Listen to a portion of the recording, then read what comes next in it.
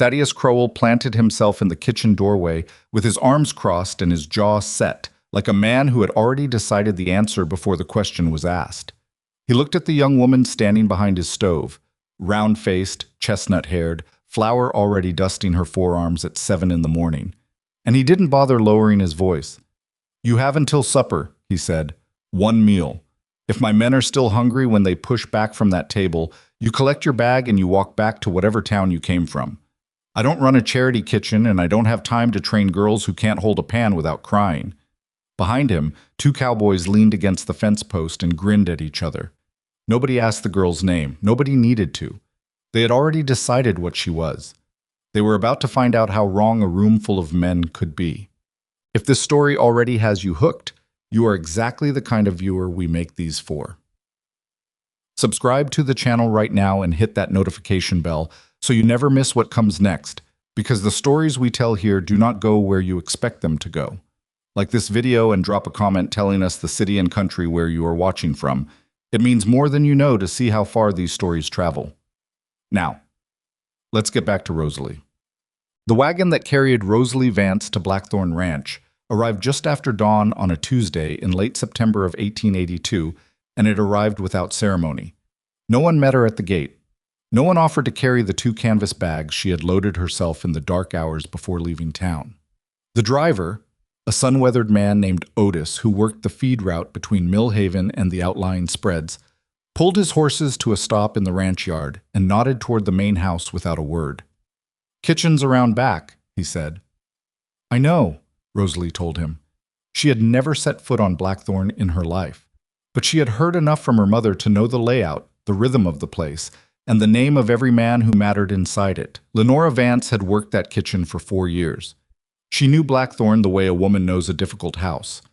Not with affection exactly, but with the particular knowledge that comes from learning where every floorboard creaks and which pantry shelf sticks in damp weather. Lenora was home in bed right now, with a chest that rattled when she breathed and hands that shook when she poured her own tea. The doctor in Millhaven had used words like prolonged rest and reduced exertion, and Rosalie had listened carefully and then asked how much the medicine would cost. And the doctor had told her, and Rosalie had done the arithmetic in her head and understood immediately that she needed this job more than she needed air. She climbed down from the wagon without waiting for Otis to offer his hand. The ranch yard was enormous. The main house rose at its center, 2 stories of dark timber and stone, wide-porched, solid, the kind of structure that announced money without apology. Behind it stood the bunkhouse, the hay barn, a stable long enough to house 20 horses, a smokehouse, and several outbuildings she hadn't yet identified. Cattle grazed in the distance across a pasture that seemed to go on until it simply became part of the sky. Rosalie picked up her bags and walked around back. The kitchen door was unlocked. She pushed it open and stepped inside and immediately understood why her mother had never once described this room as pleasant. It was large, which was the only compliment available. The iron stove dominated the far wall and had clearly not been properly cleaned in weeks. There was grease baked onto its surface in layers, the kind that built up when someone cooked through it every day without ever stopping long enough to scrub it back. The pantry door hung slightly off its upper hinge. Flour had spilled across the work table and dried there. Someone had left a pot soaking in a bucket of water that had long since gone cold and gray. Rosalie set her bags down on the floor and stood in the center of the room and looked at everything once. Then she tied her apron, pushed up her sleeves, and got to work. She was reorganizing the pantry, pulling every tin and sack, checking dates, smelling things she wasn't certain about, when she heard boots on the back step. The man who appeared in the doorway was not Thaddeus Crowell.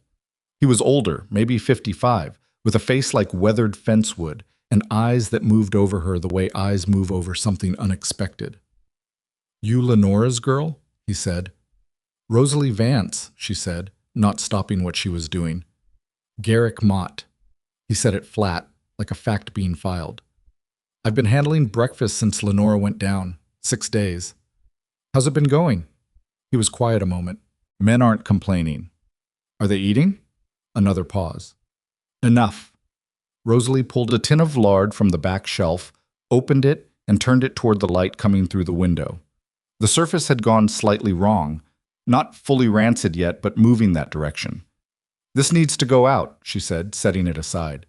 Garrick crossed his arms. That tin's got plenty left in it. It'll turn everything you cook with it. She looked at him directly. Did you want to argue about the lard, or did you want to help me get breakfast on the table before the men come in?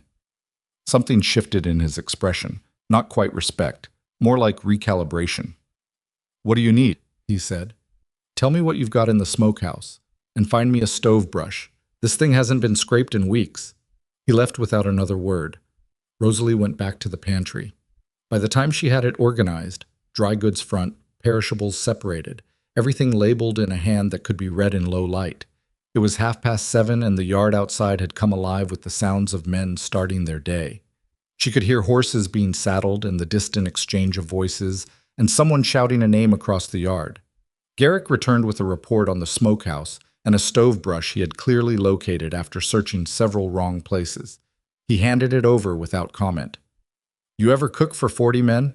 He said. I've cooked for 12. And my mother's 40 men ate better than most families eat on Sunday. Your mother was good, Garrick said. Not warmly, simply accurate. I know, Rosalie said. Now help me get this stove clean before we can't see straight for smoke. They worked side by side without speaking much, and Rosalie used that quiet to think through the meal, what she had available, what she could turn it into, what 40 men who had been doing physical work since before sunrise would actually need versus what would merely fill space in front of them. She had just started cutting fat back into the pan when the kitchen door opened a second time and the room changed. Thaddeus Crowell was not a physically imposing man in the way that ranch foremen often were. He wasn't tall in a way that commanded a room simply by entering it, but he had a quality of stillness that accomplished the same thing. He stood in the doorway, and the kitchen rearranged itself around him without anyone moving an inch. He was perhaps 45, with dark hair going silver at the temples, a clean-shaved jaw, and eyes that had the particular quality of always looking slightly past whatever they were pointed at, assessing the whole room while appearing to focus on one corner of it. He wore working clothes, but they were not a working man's clothes. The difference was subtle, and it was real. He looked at Rosalie. She looked back. You're Lenore's daughter, he said. Yes, sir, Rosalie Vance. How old are you? 23. You cook? That's why I'm standing in your kitchen at 7:30 on a Tuesday instead of sleeping. Something moved across his face. Not amusement exactly, more like a notch of surprise that he controlled before it became visible. My men are not patient, Thaddeus said. They work hard and they're hungry, and they don't have time to encourage someone through a learning curve. Neither do I, Rosalie said. So if we could agree that I'm here to cook and not to be lectured, I'd appreciate it. The stove needs another 10 minutes before the heat is right, and I'd rather not lose it standing still. The silence in the kitchen had a texture to it. Garrick had gone very still near the back wall. Thaddeus regarded her for a moment longer than was comfortable. You have until supper, he said. One meal. If my men are still hungry when they push back from that table, you collect your bag and you walk back to whatever town you came from. I don't run a charity kitchen, and I don't have time to train girls who can't hold a pan without crying. He left. The door didn't slam. That somehow made it worse. Garrick let out a long breath through his nose. He means it, he said quietly. I know he does, Rosalie said, and turned back to the stove. Hand me that skillet. The morning moved fast after that. Rosalie cooked the way her mother had taught her. Not frantically, not with visible effort, but with the particular efficiency of someone who understood that every minute in a kitchen is connected to every other minute, and if you fall behind at 7, you are still falling behind at noon. She had biscuit dough working before the fat had fully rendered. She had the gravy base going before the biscuits were in. She moved between tasks with the kind of low, continuous attention that looks effortless from outside and is anything but. Garrick watched her for the first 20 minutes without saying much. Then cautiously, he began to help. He didn't ask. He simply picked up the task sitting closest to finished and took it over. Rosalie led him without comment, and something between them that had been careful and watchful shifted into something more like a working arrangement. By the time the bell rang for breakfast, Rosalie had the table set with pans of sourdough biscuits, a deep pot of beef gravy with onion and pepper worked through it, cast iron skillets of fried potatoes still spitting from the heat, scrambled eggs in a quantity that suggested she had understood exactly how hungry 40 men were likely to be.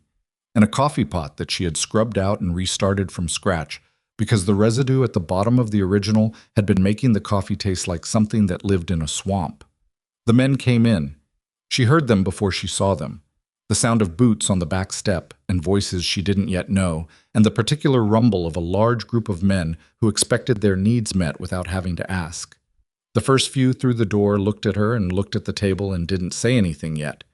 Then more of them filed in, and someone at the back of the line said something she didn't catch, and there was low laughter.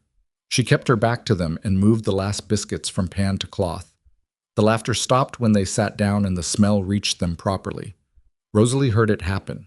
The shift from noise to something quieter and more focused, the way a room changes when people stop talking because their mouths are full.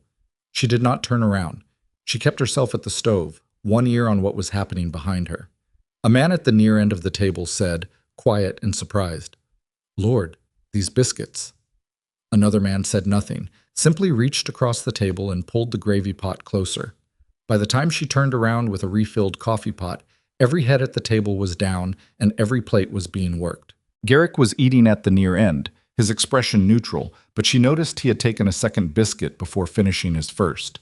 She moved through the room quietly, refilling coffee, checking whether anything needed replenishing, watching the table the way her mother had always watched a room, not like a servant watching for approval, but like someone doing a job that mattered and paying attention to whether it was working. A man near the window, one of the older hands, broad through the chest with a gray-streaked beard, looked up as she passed and said, "You make this gravy yourself?" "Yes, sir." "Doesn't taste like Garrick's." "No," she agreed. "It's better," he said, and went back to his plate. Rosalie did not let herself smile until she was back at the stove. Supper came 6 hours later, and she treated it with the same focused attention. Beans slow-cooked through the afternoon with salt pork and dried peppers, and something her mother called the secret, which was not a secret ingredient but rather a timing, a moment late in the cooking when you opened the pot and pulled back and let things breathe before adding the final seasoning. Cornbread in cast iron. Stewed tomatoes from the jars she'd found at the back of the pantry. A dried apple pie that she had started at noon because a good pie needed time, and she intended this one to be good. Thaddeus came to supper. He sat at the far end of the table from where the hands clustered, and he ate without expression, but he ate everything on his plate. Rosalie watched without appearing to, and she saw when he paused over the beans and when he reached for the cornbread a second time. When the meal ended and the men had gone and only Garrick remained to help her clear, the kitchen door opened and Thaddeus appeared in it. "You're staying," he said. "All right," Rosalie said. He seemed to be waiting for more. "The pantry organization will make ordering easier," she said instead. "I found 2 tins of salt that were outdated and a bag of cornmeal that had been gotten into by mice at some point. I disposed of both. And the stove's in better shape now, but the firebox lining is going to need attention before winter or you'll lose heat on the worst days." Thaddeus looked at her the way he had looked at her that morning. That slightly past quality, as if he was reading a page behind her face. "You're going to tell me how to run my ranch now?" he said. "I'm going to tell you what I see," Rosalie said. "You can do what you like with it." He stood there a moment longer. Then he said, "Wages are the same as your mother's. You'll have Sundays off starting at noon. If you need something from town, write it on the list by the door, and Otis will pick it up on his Thursday run." "I'll need to send some of my wages to town directly," Rosalie said, "for my mother's medicine." "That's your business," Thaddeus said.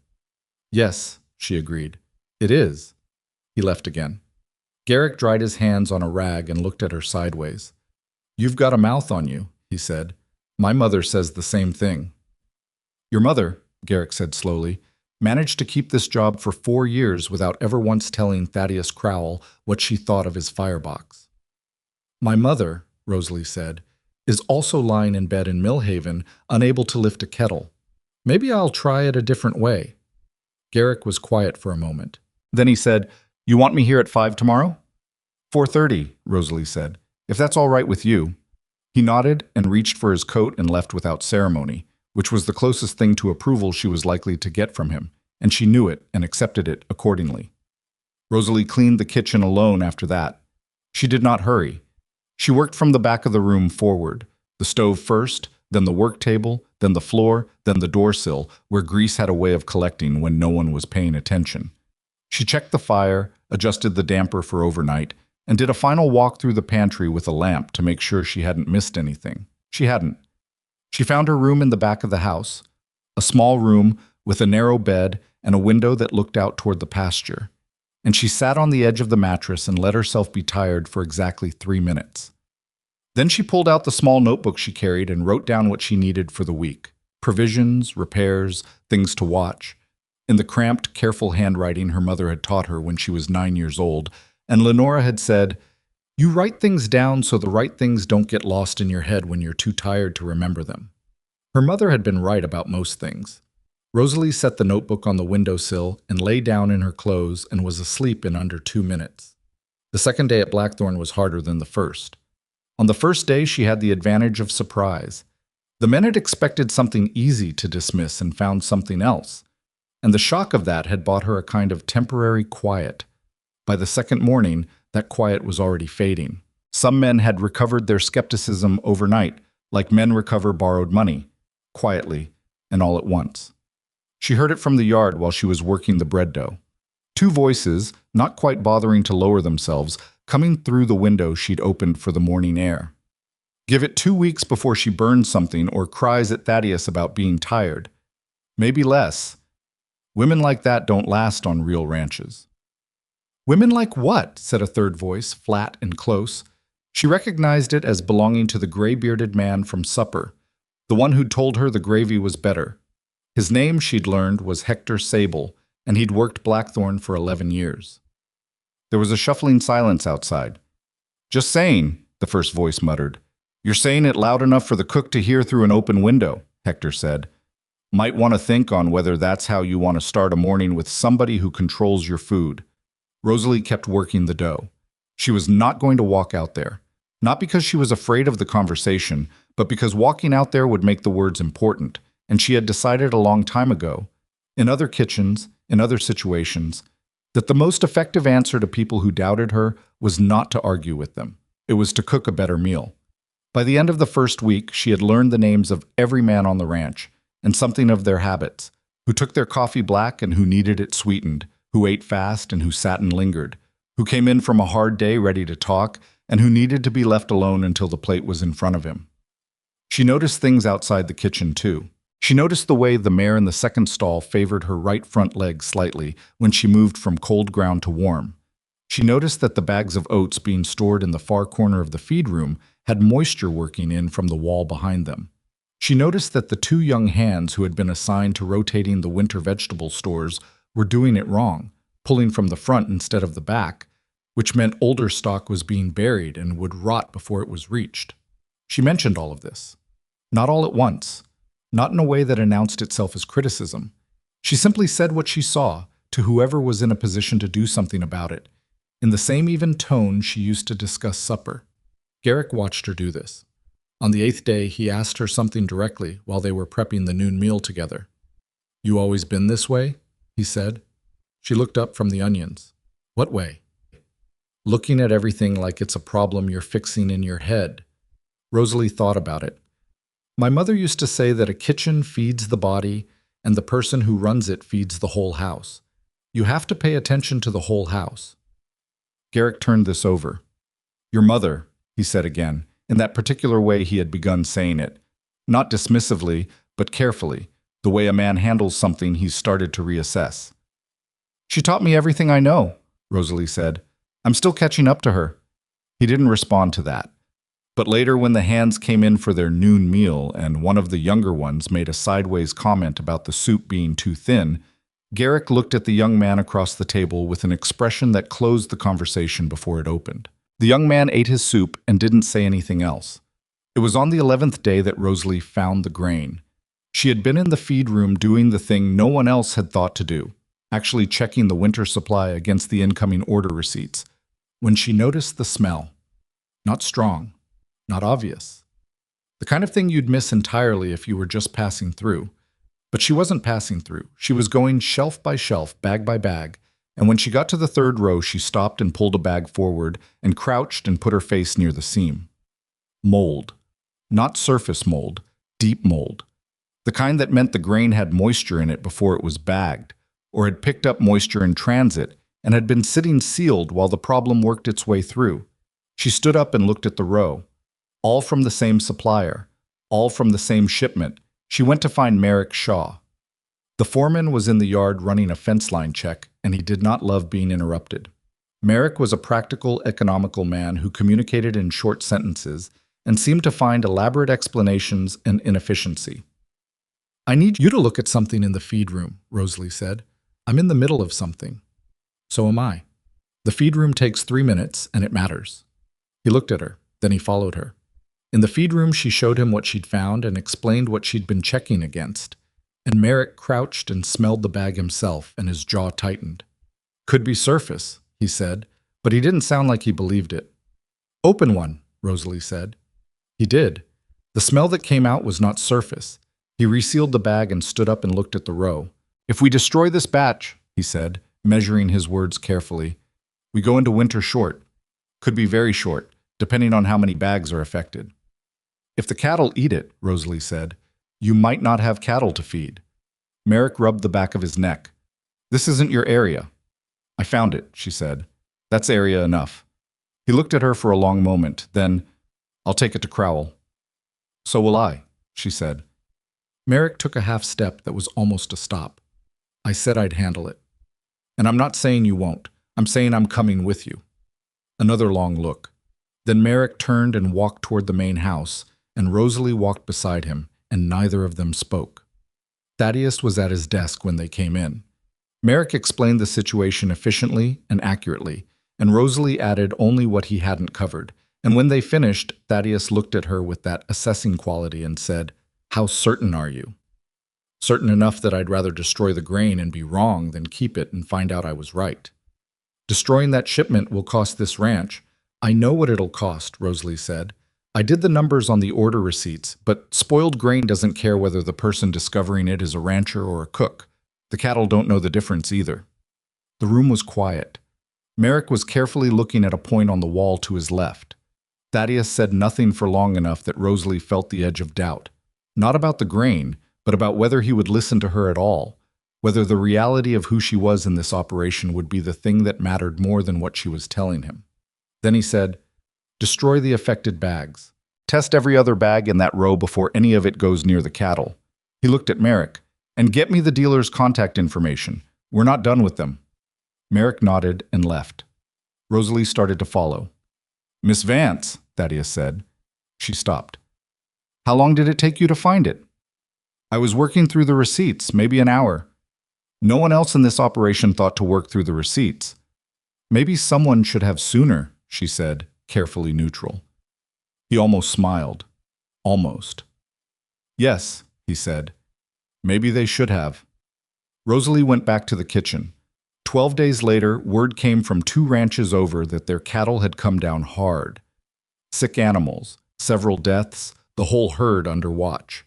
The feed dealer they'd used was the same one supplying Blackthorn. Merrick told her in the yard, early, before the hands were up. He stood there for a moment after telling her, the morning still dark and cold around them, and then he said something she would remember. "I've been foreman of this operation for 7 years. I didn't find that grain." "You would have," she said. He shook his head slightly. "I don't know that I would have." He went back inside. Rosalie stood in the yard for a moment in the cold and thought about her mother, lying in a warm bed in Mill Haven with medicine on the nightstand and a neighbor checking in twice a day. She thought about the employment contract in her bag, the wages, the terms, the neat handwriting of a wealthy man who had told her she had until supper and then told her she was staying. The stars above Montana Territory were extremely numerous and extremely indifferent, and Rosalie found them useful for this exact reason. Then she went in and started the coffee because the men would be up soon and they would be hungry, and the day would not wait for anyone, which was the one truth that held the same in every kitchen she had ever worked in, and likely every kitchen she ever would. The morning after Merrick told her about the neighboring ranch's cattle, Rosalie found a dead rabbit on the kitchen steps. It hadn't been left there by accident. Someone had placed it deliberately, centered on the top step, belly up, with a piece of twine tied around one of its back legs. It was the kind of message that didn't need words. She stood and looked at it for a moment. Then she picked it up by the twine, carried it to the edge of the yard, and dropped it in the refuse pile. She went back inside, washed her hands, and started the fire in the stove. When Garrick arrived at 4:30, she said nothing about it. When the hands came in for breakfast, she watched their faces the way she always watched faces, carefully, without appearing to. Most of them looked the same as every other morning, tired, hungry, reaching for coffee before they were fully seated. But there were two in the middle of the table who came in later than the others and sat down without looking at her directly, and one of them had a piece of dried mud on his boot that matched the color of the soil near the refuse pile rather than the darker clay of the far pasture where the morning's work had been. She noted this. She said nothing. She served breakfast. It was a particular kind of endurance that didn't have a name she'd ever heard. The endurance of knowing something and deciding it was not yet the moment to use the knowing. Her mother had practiced it for years in various kitchens, and Rosalie had grown up watching it and thinking she understood it, and then discovering that understanding a thing and being able to do it were entirely different. She was learning now. The weeks that followed the grain discovery had a different quality than the weeks before it. The change was not sudden, and it was not uniform. A few of the men came around quickly. Hector Sable had been treating her with plain respect since the second day, and two or three of the younger hands had shifted from ignoring her to occasionally saying something decent when she refilled their coffee. But for others, the adjustment was slower and rougher-edged, and a few seemed to have made a private decision that the grain thing had been luck, and they were not going to revise their opinions on the basis of luck. Dan Pruitt was one of those. Pruitt was 27, lean, quick with a rope and quicker with a comment, and he had a way of making his remarks just indirect enough that they couldn't quite be called out directly. He never said anything to Rosalie's face that she could catch hold of. What he said instead were things like, "Wonder how long the good cooking lasts," when he knew she was within earshot, or "Probably ought to double-check whoever's handling stores, make sure nothing got in the wrong hands," loud enough at the supper table to make 2 or 3 men glance toward the kitchen. Rosalie cooked. She cleaned. She paid attention to the whole house, the way her mother had taught her. She also, quietly and without drama, began keeping a record. Not of every slight, that would have been exhausting and pointless, but of patterns. Provisions going missing in small amounts. A lid left off the flour bin on 3 separate mornings when she was certain she'd sealed it the night before.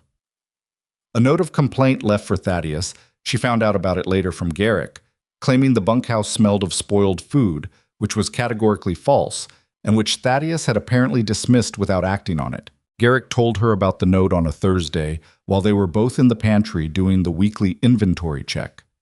"He didn't say anything to me about it," Rosalie said. "No, he told me it wasn't worth investigating." Garrick paused, organizing tins with the methodical focus he brought to everything physical. "He knows the bunkhouse doesn't smell." "Who filed it?" Garrick was quiet for a moment. "Pruitt." Rosalie considered this. "He doesn't like that things changed." "A lot of men don't like when things change," Garrick said. "Most of them get over it." "And the ones who don't?" Garrick set a tin down and looked at her. "The ones who don't usually do something eventually that makes getting over it no longer an option." It was the most Garrick had said to her about anything that wasn't directly kitchen-related, and she recognized it for what it was. A warning delivered as casually as possible by a man who was still deciding how much to trust her, but had started, somewhere in the last few weeks, to actually think she was worth the trouble. "Thank you," she said. He picked up another tin. "Don't thank me. Just don't let him find anything real to complain about."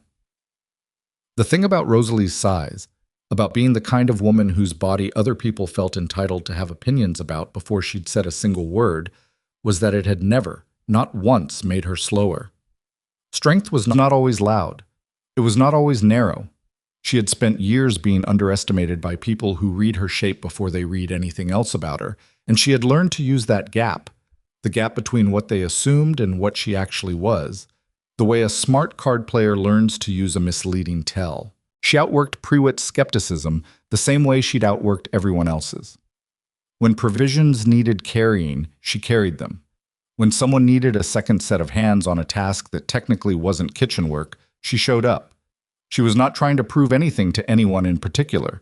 She was simply refusing to be smaller than she was, which amounted to the same thing. It was in the middle of October, about 5 weeks into her time at Blackthorn, that something happened that shifted the dynamic in a way that none of Rosalie's careful, daily competence had quite managed to shift it on its own. She was coming back from the smokehouse late in the afternoon with a ham she'd been checking on. The curing had needed more time, which she'd noted in her inventory book, when she heard the sound from the stable. It was the kind of sound that didn't immediately read as wrong.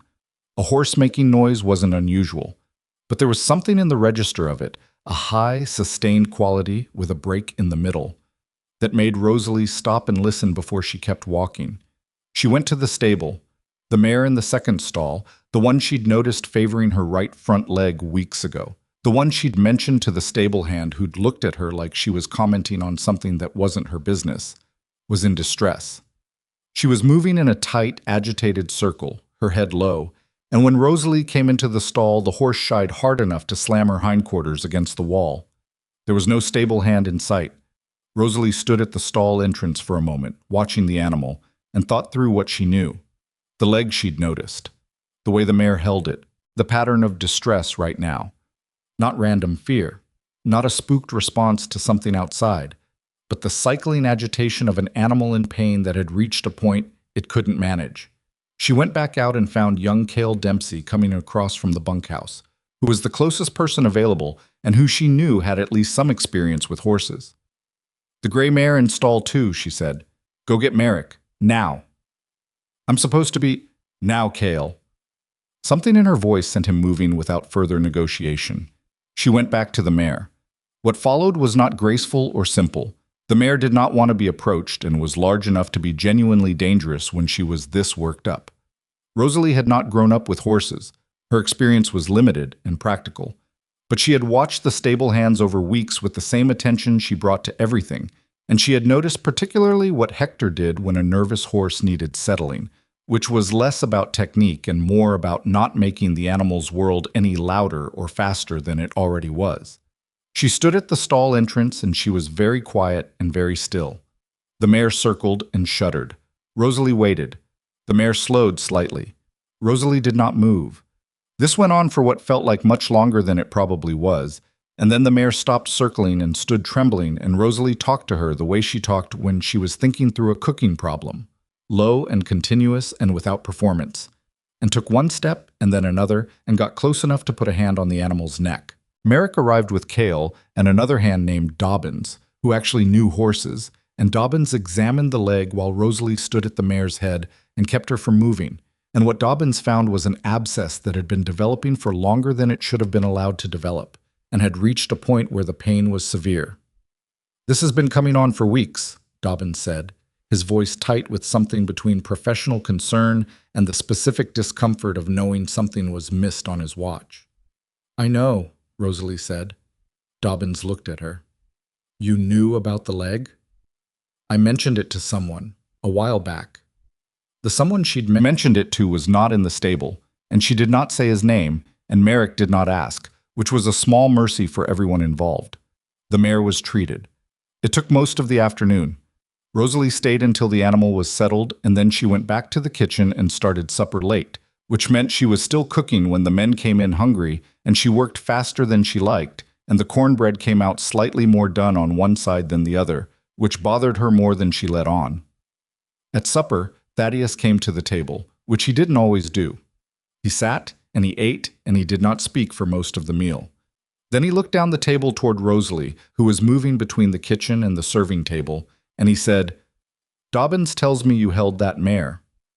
The table got quiet in the particular way tables get quiet when they understand that something is being established. "I kept her still," Rosalie said. "Dobbins did the work." "Dobbins says otherwise." Thaddeus picked up his coffee. "He says without you in that stall, the mare would have been moving too much to examine properly." Rosalie said nothing. From somewhere in the middle of the table, Pruitt said, very quietly, something she didn't catch. The man sitting next to him, a solid, weathered hand named August Reese, who had been at Blackthorn even longer than Hector, turned and looked at Pruitt with a very specific kind of look, the kind that has weight to it. Pruitt went back to his plate. That night, after the kitchen was clean and Garrick had gone, Rosalie sat at the work table with her notebook and her lamp and wrote down the mare's symptoms and what Dobbins had explained about the abscess and how it was being treated because she wanted to understand it properly for next time. Not because she expected next time to be her problem specifically, but because the whole house was her problem, and she had decided to take that seriously, even when no one asked her to. She also wrote down the name of the man she'd mentioned the leg to, all those weeks ago, who had not passed the information along. She kept the notebook in the inside pocket of her coat, which she hung on a peg by the kitchen door every morning and put on every night when she went to her room. November came in cold and certain, the way Montana cold always came.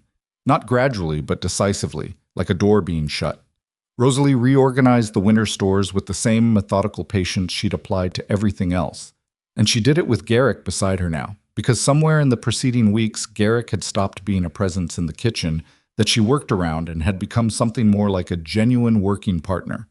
He did not say this explicitly. He simply showed up earlier, stayed later, offered observations without being asked, and started correcting the younger hands who made mistakes near the kitchen with the same quiet authority he'd previously reserved for his own tasks. She noticed one morning that he had rearranged the knife rack the way she kept it, rather than the way he'd kept it before she arrived. She didn't mention it. He didn't mention it. They both kept working. It was in the second week of November that Rosalie made her second discovery, and this one was worse than the first. She was cross-referencing the winter feed inventory against what had been delivered and logged, because she had made a habit of this now. The grain incident had installed a particular kind of vigilance in her that she didn't expect to lose, and she found a number that didn't add up. Not by much, not dramatically, but she had spent enough time with these records to know what numbers were supposed to look like, and this one was wrong. She checked it twice, then a third time. Then she went back through the preceding 3 weeks of delivery logs and found that the discrepancy had been building. Small adjustments, modest enough to miss if you weren't looking for them, and traced it to a pattern in deliveries that had come through on specific days with specific signatures. One of those signatures was Pruitt's. She sat with this information for a long time.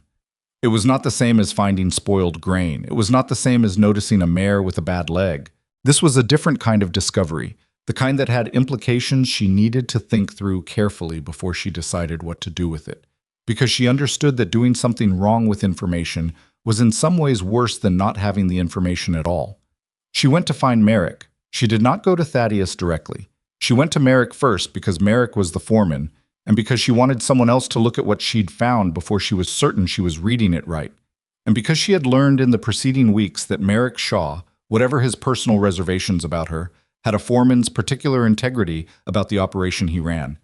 He wanted Blackthorn to work correctly, and he would face something uncomfortable if it meant the ranch worked correctly. She showed him the numbers in the feed room with the logs spread on the old crate she used as a makeshift desk in there. Merrick looked at everything she put in front of him without speaking. Then he said, "How long?" "At least 3 weeks, maybe longer, depending on what I haven't been able to match up yet." "Where's it going?" "I don't know yet. I only have what's on paper in front of me." Merrick looked at the logs a second time, and something crossed his face that was not quite anger. It was more focused than anger, more the look of a man who has just understood something that has been costing him without his knowing. "Leave this with me," he said. "All right," Rosalie said, "but Merrick..." He looked up. "I need you to know I'm not here to make trouble for anyone. I found a number that didn't add up. I showed you. What happens next is yours." Merrick studied her for a moment. "You know whose signature is on those logs?" "I do. And you came to me instead of going to Crowell directly?" "Yes." He was quiet. Then, "Why?" Rosalie thought about how to say it simply. "Because if I'm wrong about how to read these numbers, I'd rather be wrong in front of you than wrong in front of him. And if I'm right, you need to know before he does." Merrick folded the top log closed and looked at the wall for a moment. "I'll look into it," he said. "Properly. Give me 2 days." She gave him 2 days. On the third morning, Pruitt was gone. No announcement, no visible drama. His bunk was empty before breakfast, and his name was not at the table, and when the hands noticed and started asking sideways questions, Hector told them quietly that Pruitt had moved on, and that was the end of it at the table level. Garrick knew. She could tell from the way he didn't ask her about it, not because he wasn't curious, but because he already had a sense of the shape of things. 3 days after Pruitt's departure, Thaddeus found her in the pantry doing the Thursday inventory. He stood in the doorway for a moment. She kept working. "Merrick tells me you brought him the discrepancy in the feed logs," he said. "Yes." "You could have brought it to me directly." "Merrick is foreman," she said. "That's not the reason you went to him first." She stopped and looked at him. He was watching her with the same quality she'd noticed from the start. Not hostile, not warm, just very accurate. "No," she said. "It isn't." "What's the reason?" "I've been here 6 weeks. I've earned some things in that time, not everything." She paused. "Going over Merrick's head to bring you something that serious would have cost me his respect, and I need his respect more than I need credit for finding a problem." Thaddeus looked at her for long enough that it moved past comfortable. "You've been thinking about this operation as if you intend to be here for a while," he said. "I intend to be here as long as you'll have me," she said, "or until my mother is recovered enough that I know she's all right, whichever comes later." "And if both of those things are true at the same time?" Rosalie looked at him steadily. "Then I suppose I'll be here a good while." He nodded once, barely. Then he said, "Your mother's name is Lenora." "Yes." "How is she?" It was a simple question, and it surprised her more than it should have. She was quiet for a moment before she answered. "The medicine is helping. She's sleeping more, which the doctor says is good. She can't work yet, maybe by spring." Thaddeus said nothing. He looked at the shelves for a moment as if he was thinking something through that didn't quite have a shape yet. Then he left. Rosalie turned back to the inventory and noticed that her pen had made a small, unintentional mark on the page when he'd started talking, and she'd stopped moving without realizing it. She blotted the mark and kept going. December arrived, and with it the particular pressure that settled over ranch operations in winter. Everything harder, everything taking longer, animals needing more care, temperatures that turned ordinary work physical in new and unpleasant ways. The hands came in from their days cold and stiff-jawed, and Rosalie kept the kitchen warmer than was strictly comfortable for her while she worked, because she understood that what the men needed when they came through that door was not merely food, but the sensation of returning to somewhere that was not trying to freeze them. She had started making soup that stood on the back of the stove from mid-morning onward. Not the main meal, just something hot and thick that a man could take a cup of without asking, the kind of thing that said you are expected here, come in, without anyone having to say it aloud. It had been Hector's observation, actually. He'd come in early one afternoon from a repair job on the fence line and seen the pot and ladled himself a cup without asking, and stood there by the stove drinking it and said, almost to himself, "This is a good idea." Rosalie had said thank you and meant it. The soup pot became a fixture. Nobody made a big thing of it. It was simply there, and the men used it, and after a couple of weeks it would have felt like something was missing if it hadn't been. It was in the second week of December that the thing happened with the flour. She had put in an order for 50 pounds of milled flour through Otis's Thursday run, and what arrived was 40 pounds of something that was technically flour, but had clearly been sitting in a damp storage facility long enough to have lost most of what made flour useful. It packed wrong, it smelled slightly off, and when she worked a small amount of it into a test biscuit, the result told her everything she needed to know. She sat down and wrote a letter to the supplier. Clear, specific, not hostile, but leaving absolutely no ambiguity about what had been delivered versus what had been ordered. She included the weight discrepancy and a description of the quality issue and requested replacement delivery by the following Thursday or a full credit against the account. She gave the letter to Otis to carry back. Garrick, who had watched her write it, said, "Does Crowell usually handle supplier correspondence himself?" "I don't know, sure," Rosalie said. "But the kitchen is my area, and the flour is a kitchen problem. If he wants to handle it differently, he can tell me." Garrick considered this. "And if the supplier pushes back? Then I'll write another letter." Garrick almost smiled.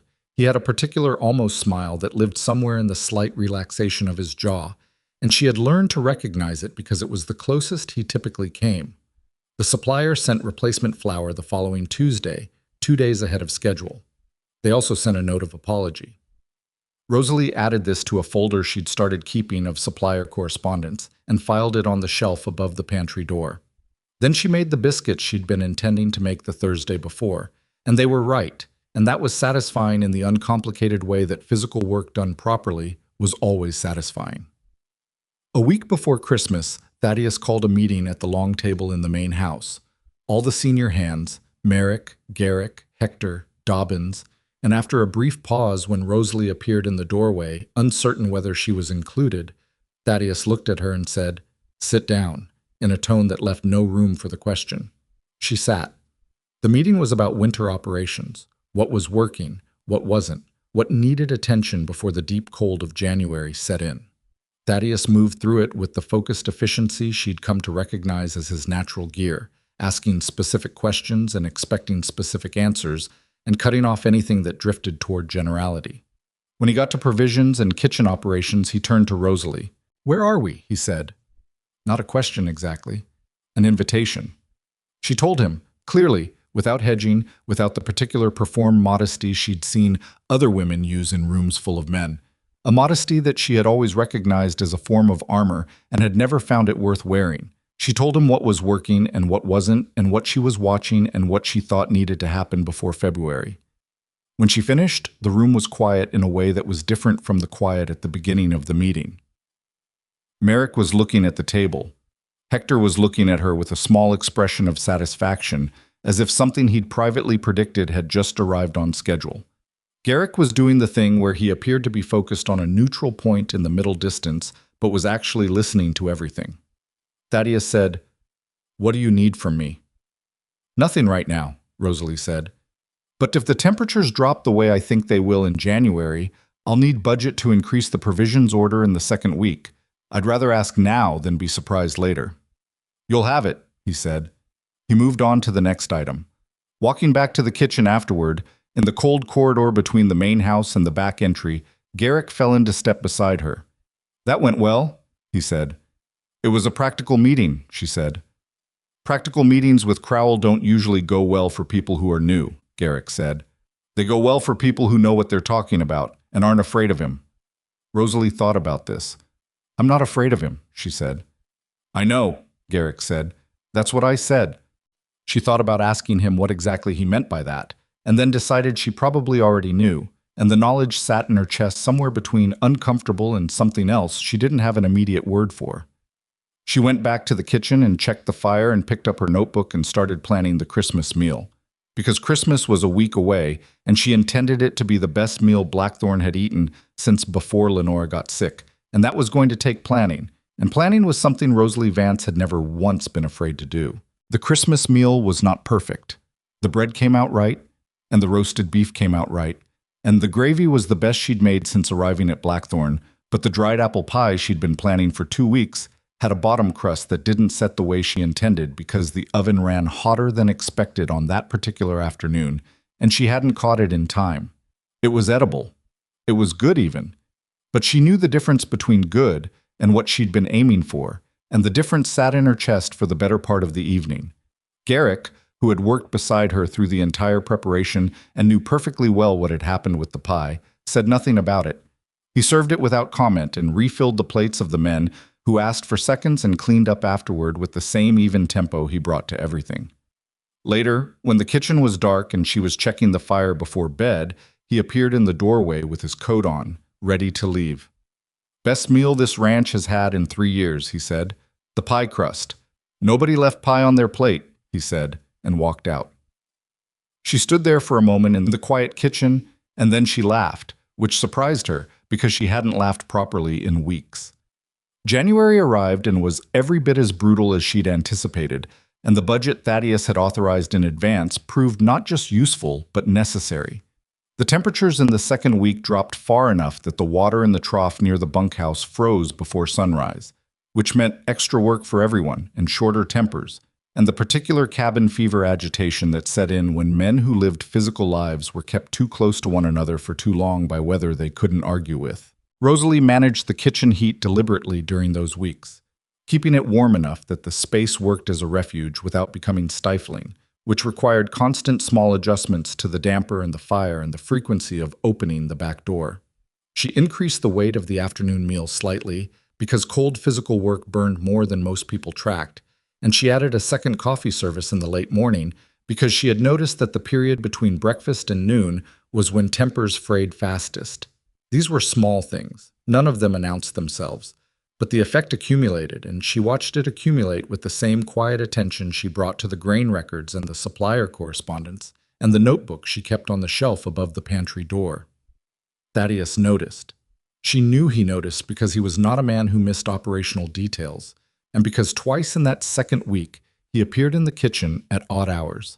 Not at meal times, not to issue direction, just moving through in the way that a man moves through a space he is paying attention to. He didn't say anything on either occasion, neither did she.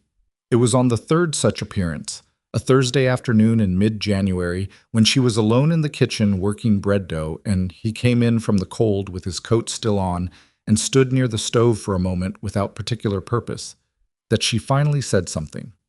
"There's coffee," she said. He looked at the pot. Then he poured himself a cup and sat down at the end of the work table in a way that was clearly not his usual posture in a room.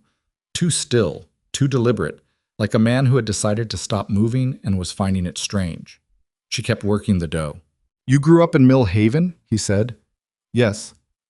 "Your mother's family?" "Her and me. My father left when I was 4.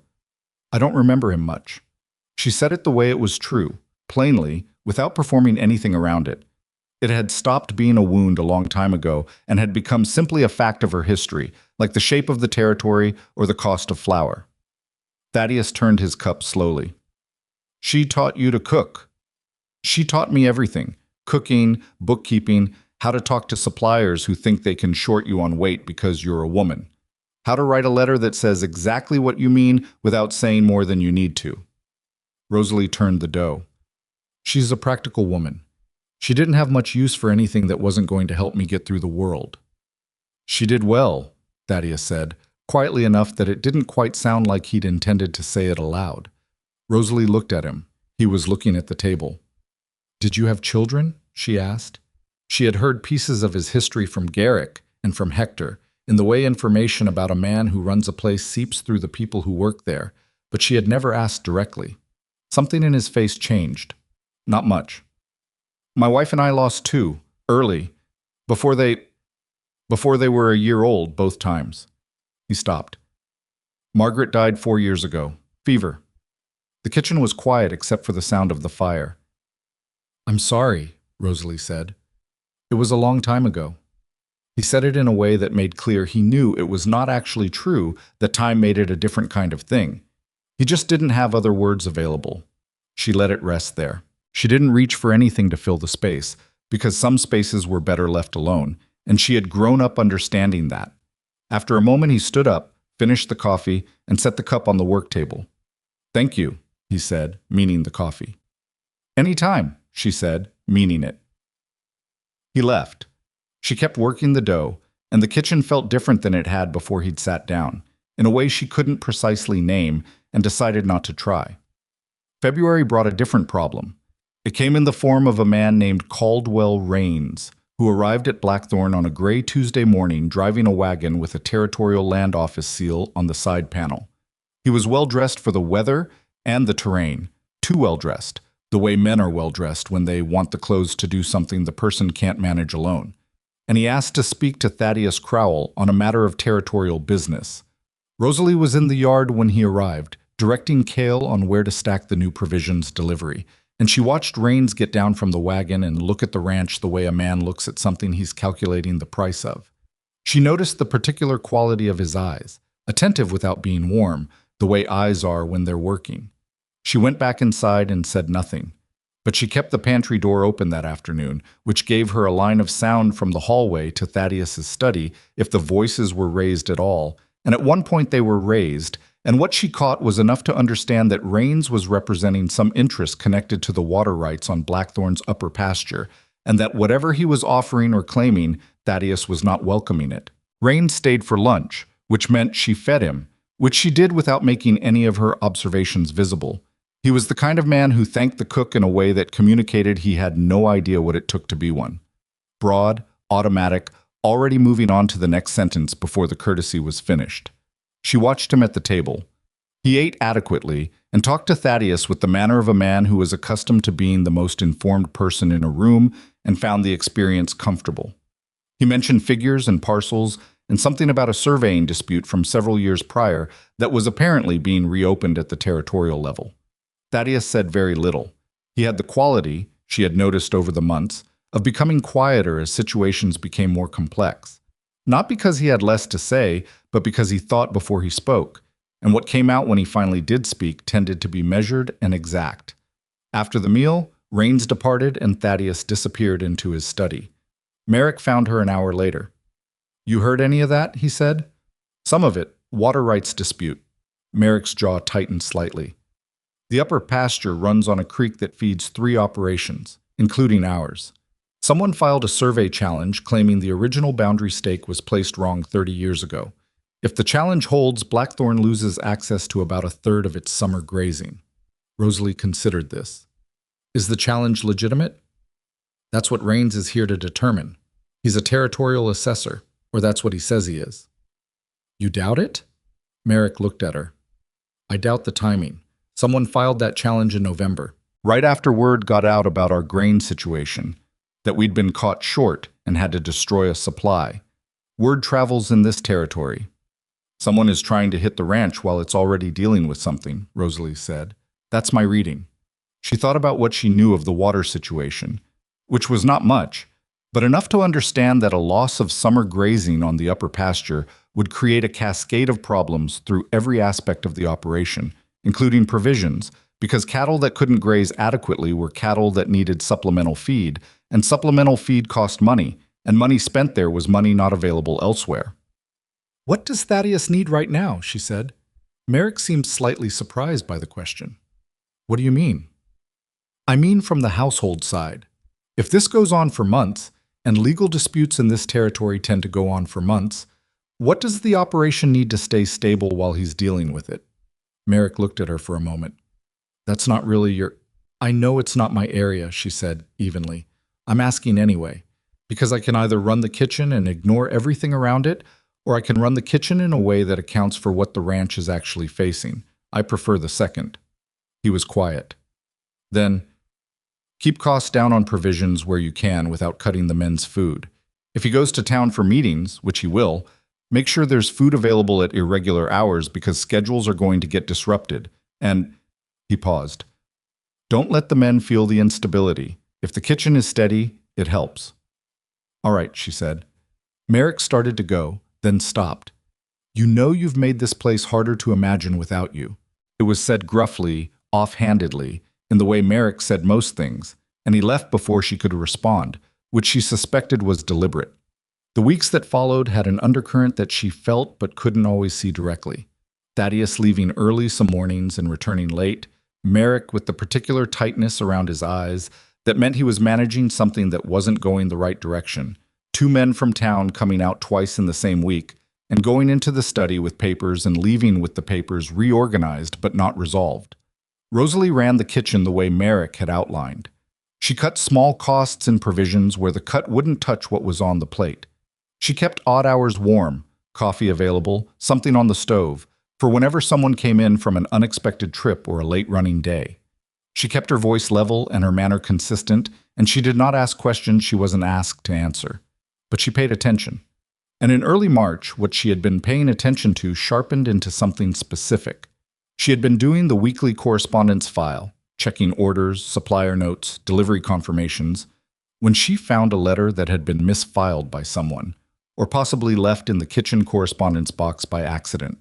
It was addressed to the Territorial Land Office and signed by Caldwell Rains, and it referenced a set of survey records from 1851 that established the original boundary stake placement. She read it twice. Then she read it a third time because of one specific sentence, which referred to the records as being consistent with the applicant's claim. The applicant, not the territory, not a neutral party. The applicant. Rains was not a neutral assessor, or if he was writing letters that a neutral assessor would not write. She folded the letter carefully and took it to Thaddeus's study door and knocked. He opened it. His expression was that of a man interrupted in the middle of something complicated, which softened by exactly 1 degree when he saw who it was. "I found something in the correspondence box," she said. "I don't know if it was left there by mistake or if someone put it there on purpose, but I think you need to see it." She handed him the letter. He read it. She watched his face and saw the moment it landed, a stillness that spread outward from his jaw, controlled and precise. "Where did you find this?" he said. "Bottom of the kitchen correspondence box, under 2 weeks of delivery confirmations." "Who has access to that box?" "Anyone who comes through the kitchen, which is everyone," he said. "Yes." He looked at the letter again. "I don't know whether it changes anything," Rosalie said. "I only know it says something a neutral assessor shouldn't be saying." Thaddeus looked up at her. "You understood what you were reading." "My mother taught me to read a letter for what it doesn't say as much as what it does." He was quiet for a moment, then, "Thank you, Rosalie." It was the first time he had used her given name without the formal prefix, and she heard it, and she kept her expression where it was, and she said, "Of course," and went back to the kitchen. She started the afternoon meal. Her hands worked automatically. She knew this kitchen the way she'd known her mother's, by muscle memory and attention combined. And while she cooked, she thought through what she knew and what she didn't know, and what she had probably just set in motion by taking that letter to the man it mattered to most. Garrett came in at his usual time and immediately looked at her with the narrowed attention he used when he sensed something had shifted. "What happened?" he said. "I found a letter in the wrong place. I gave it to Thaddeus." Garrett was quiet for a moment, setting his coat on the peg. "The Rains business?" She looked at him. "How much do you know about it?" "Enough." He moved to the work table and picked up the task that was nearest to needing doing. "I've been at this ranch a long time, long enough to know that when someone comes after one part of an operation right after it's had a bad season, they usually know the operation well enough to know what to come after." "You think someone from inside gave information?" "I think Pruitt had opinions and connections outside this ranch that we probably didn't know about," Garrick said flatly. "And I think it's worth wondering whether he left with more than his pay." She hadn't thought of it that way directly, and the thought reorganized several things in her understanding of the preceding months. The dead rabbit on the step, the misfiled letter, the timing Merrick had mentioned. "Is Thaddeus going to handle it?" she said. "He'll handle it. He's a private man. He holds things close. But when he moves on something, he moves on it properly." Garrick picked up a knife and began working the vegetables she'd laid out. "He called a lawyer in Benton this morning. Didn't say anything to the men, but I saw the telegram go out." She absorbed this. The supper that night was quiet in a particular way. Not tense, but weighted. As if the ranch itself was holding its breath over something none of the hands had been told explicitly, but most of them could feel in the way people who live and work in the same place always feel when the ground underneath is uncertain. She made the soup thick that night. Extra bread. The kind of meal that felt like something solid to stand on. Hector, leaving the table, stopped beside her on his way out. "Good supper," he said. "Thank you, Hector." He paused. He was not a man who lingered. "You done right by this place," he said, and walked out. She stood for a moment with her hands in the dishwater and looked at nothing in particular and let that sit where it landed. The legal situation with Rains and the survey dispute resolved, but not quickly and not without cost. There were 6 weeks of letters and documents, and 2 more visits from men connected to the territorial office, and Thaddeus spent 3 separate nights in the county seat before everything was concluded. The letter she'd found proved significant enough that Rains's designation as assessor was reviewed, and the review found enough irregularities to void the survey challenge and initiate a separate investigation into who had funded the original filing. It was never proven publicly that Pruitt was involved, but Merrick, telling Rosalie the outcome one evening in early April while the snow was finally beginning to retreat from the yard, said simply, "Whoever started this knew the ranch's vulnerabilities from the inside. The investigation is following that thread. Whether it goes anywhere is the territory's problem now, not ours." "Blackthorn is clear," she said. "Blackthorn is clear." She nodded and went back to what she was doing. It was 2 days after that conversation, on a Wednesday in mid-April, with the light finally changing towards something that felt like the possibility of warmth, that the night came. She had been awake early. She was always awake early, and had gone out to the yard before the hands were up because she liked the hour before the ranch came to life. The particular quiet of it, the sky doing one thing and the land doing another, and her in the middle, just for that small window, not managing anything. She smelled it before she saw it. Smoke had a particular quality in cold air, sharp, immediate, with a direction to it. She turned and found the direction, and her stomach dropped. The hay barn. The fire had started in the north corner and was moving fast, too fast, the way fire moved when it found old, dry material and wind to carry it. The barn walls were already going, and the roof at the near end was catching, and the wind that had been running cold out of the northwest all evening was pushing everything south. South toward the stable. She ran for the bell. The bell at Blackthorn was the emergency signal, a heavy iron bell mounted on a post near the bunkhouse, the kind that couldn't be mistaken for anything casual. She hit it running and kept hitting it until she heard the bunkhouse door crash open and voices spilling into the yard. By the time the hands were outside, the hay barn was burning hard. Thaddeus appeared from the main house, still pulling his coat on.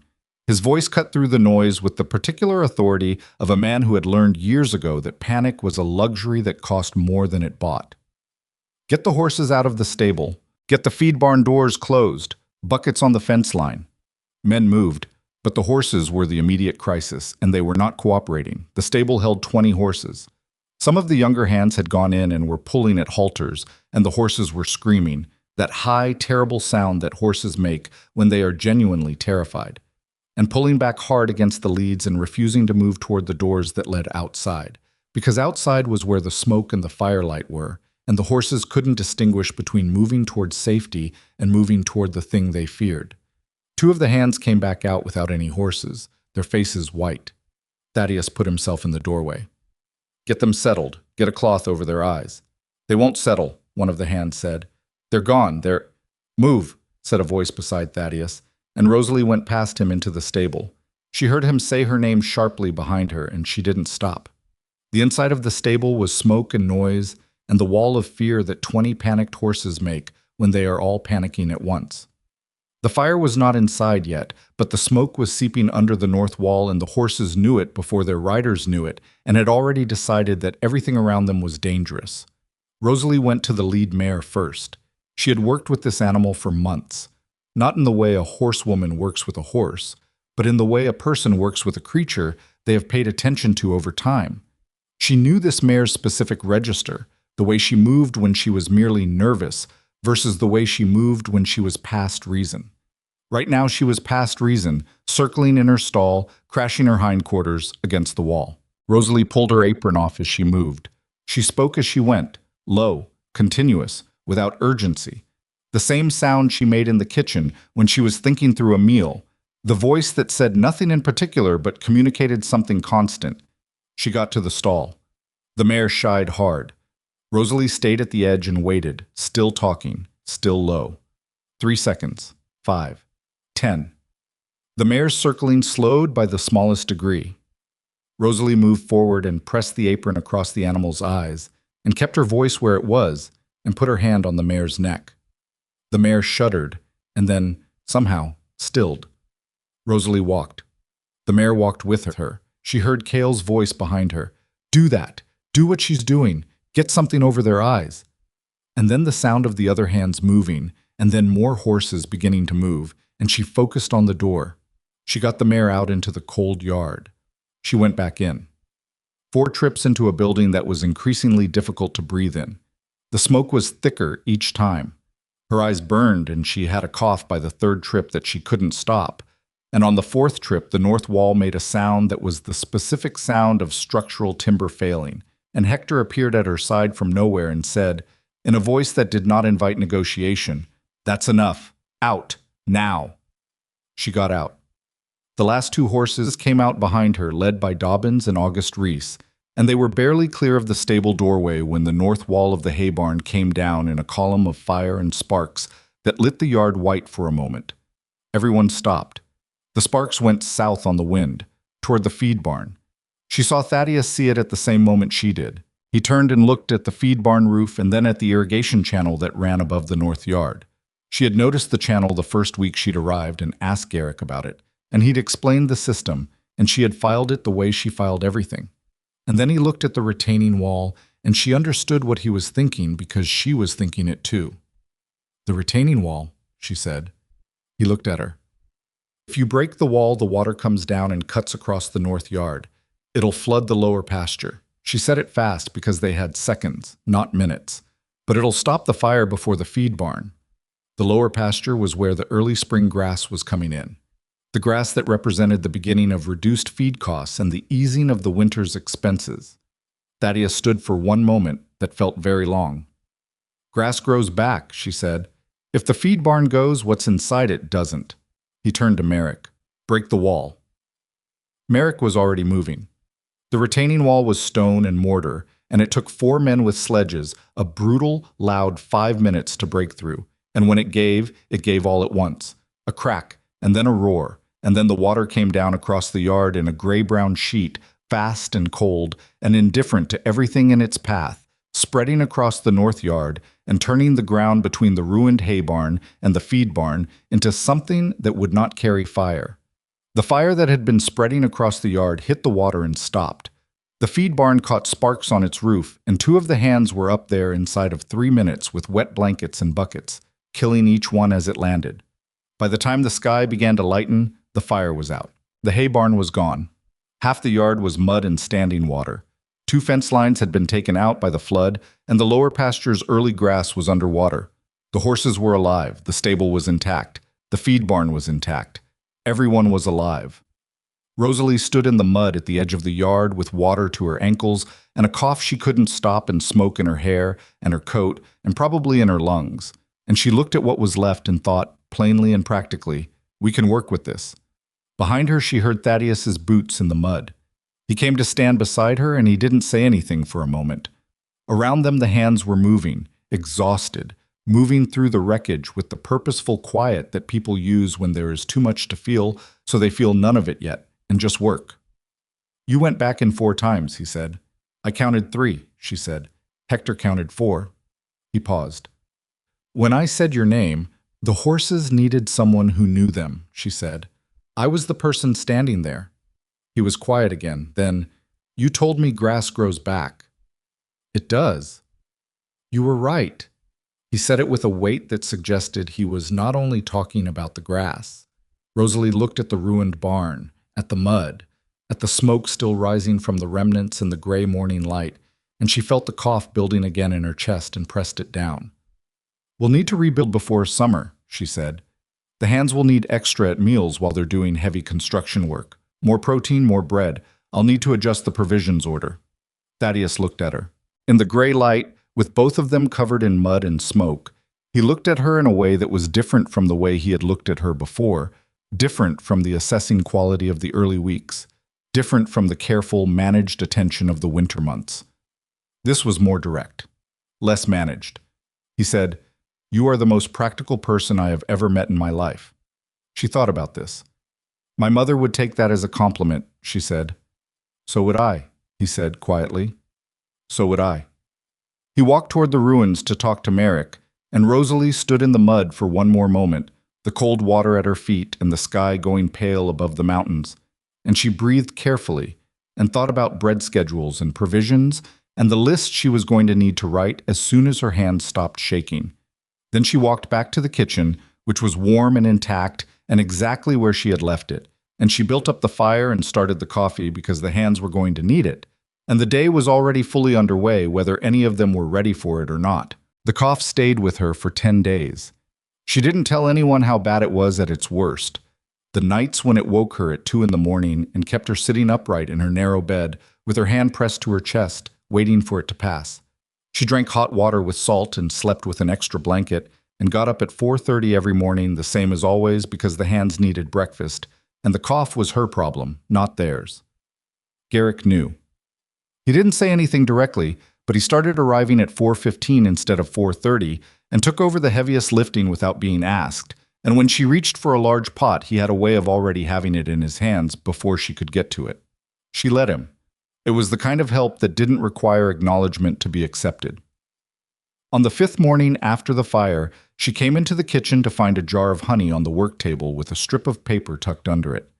The paper said, in handwriting she didn't immediately recognize, "For the cough, mixed with hot water and a little vinegar. It works." She turned the paper over, nothing on the back. She asked Garrick. He looked at the paper with an expression that suggested he knew exactly whose handwriting it was and found it mildly interesting. "Don't look at me," he said, in a tone that meant the opposite. She let it go. But she used the honey, and it helped, and she found herself thinking about the handwriting more than she intended to. The reconstruction of the hay barn began the second week after the fire, and Merrick drove it with the focused intensity of a man who understood that time was directly connected to money when it came to hay storage before summer. The crew worked long days and came in with the particular exhaustion of men doing construction labor on top of their regular ranch work, and Rosalie adjusted accordingly. Heavier noon meals, extra bread at supper, the soup pot running from mid-morning onward with enough in it to matter. She started baking in the evenings now as well. Not elaborate things, simple things, the kind of food that said you are seen, you are fed, you are accounted for without making a production of it. Corn cake, molasses biscuits, dried fruit cooked down into something that could be eaten with a spoon between tasks. Hector stopped her in the yard one afternoon and said, without preamble, "You're feeding them like they're your own crew." "They are my crew," she said. He looked at her for a moment with that particular expression of a man revising an estimate he'd made a while back. Then he nodded and kept walking. It was in the third week of April, while the barn frame was going up and the yard was a constant noise of hammers and shouted measurements, that Thaddeus called the meeting she hadn't seen coming. He sent Garrick to find her, which was unusual. Thaddeus did not typically summon people through intermediaries for routine conversations. He appeared in the kitchen or the yard or wherever she happened to be and said what he needed to say and left. Garrick appearing at the pantry door with a look that meant something specific was different. "He wants everyone in the main room," Garrick said, "you included." "What is this about?" "He didn't say." She wiped her hands and untied her apron and went. The main room of Blackthorn's house was a large space that had clearly once been used well and had gradually been used less, in the way rooms shrink when the person who gave them life is no longer in them. Margaret Crowell had been gone 4 years, and the room showed it. Not dirty, not in disrepair, but with the careful, preserved quality of a space that was maintained without being inhabited.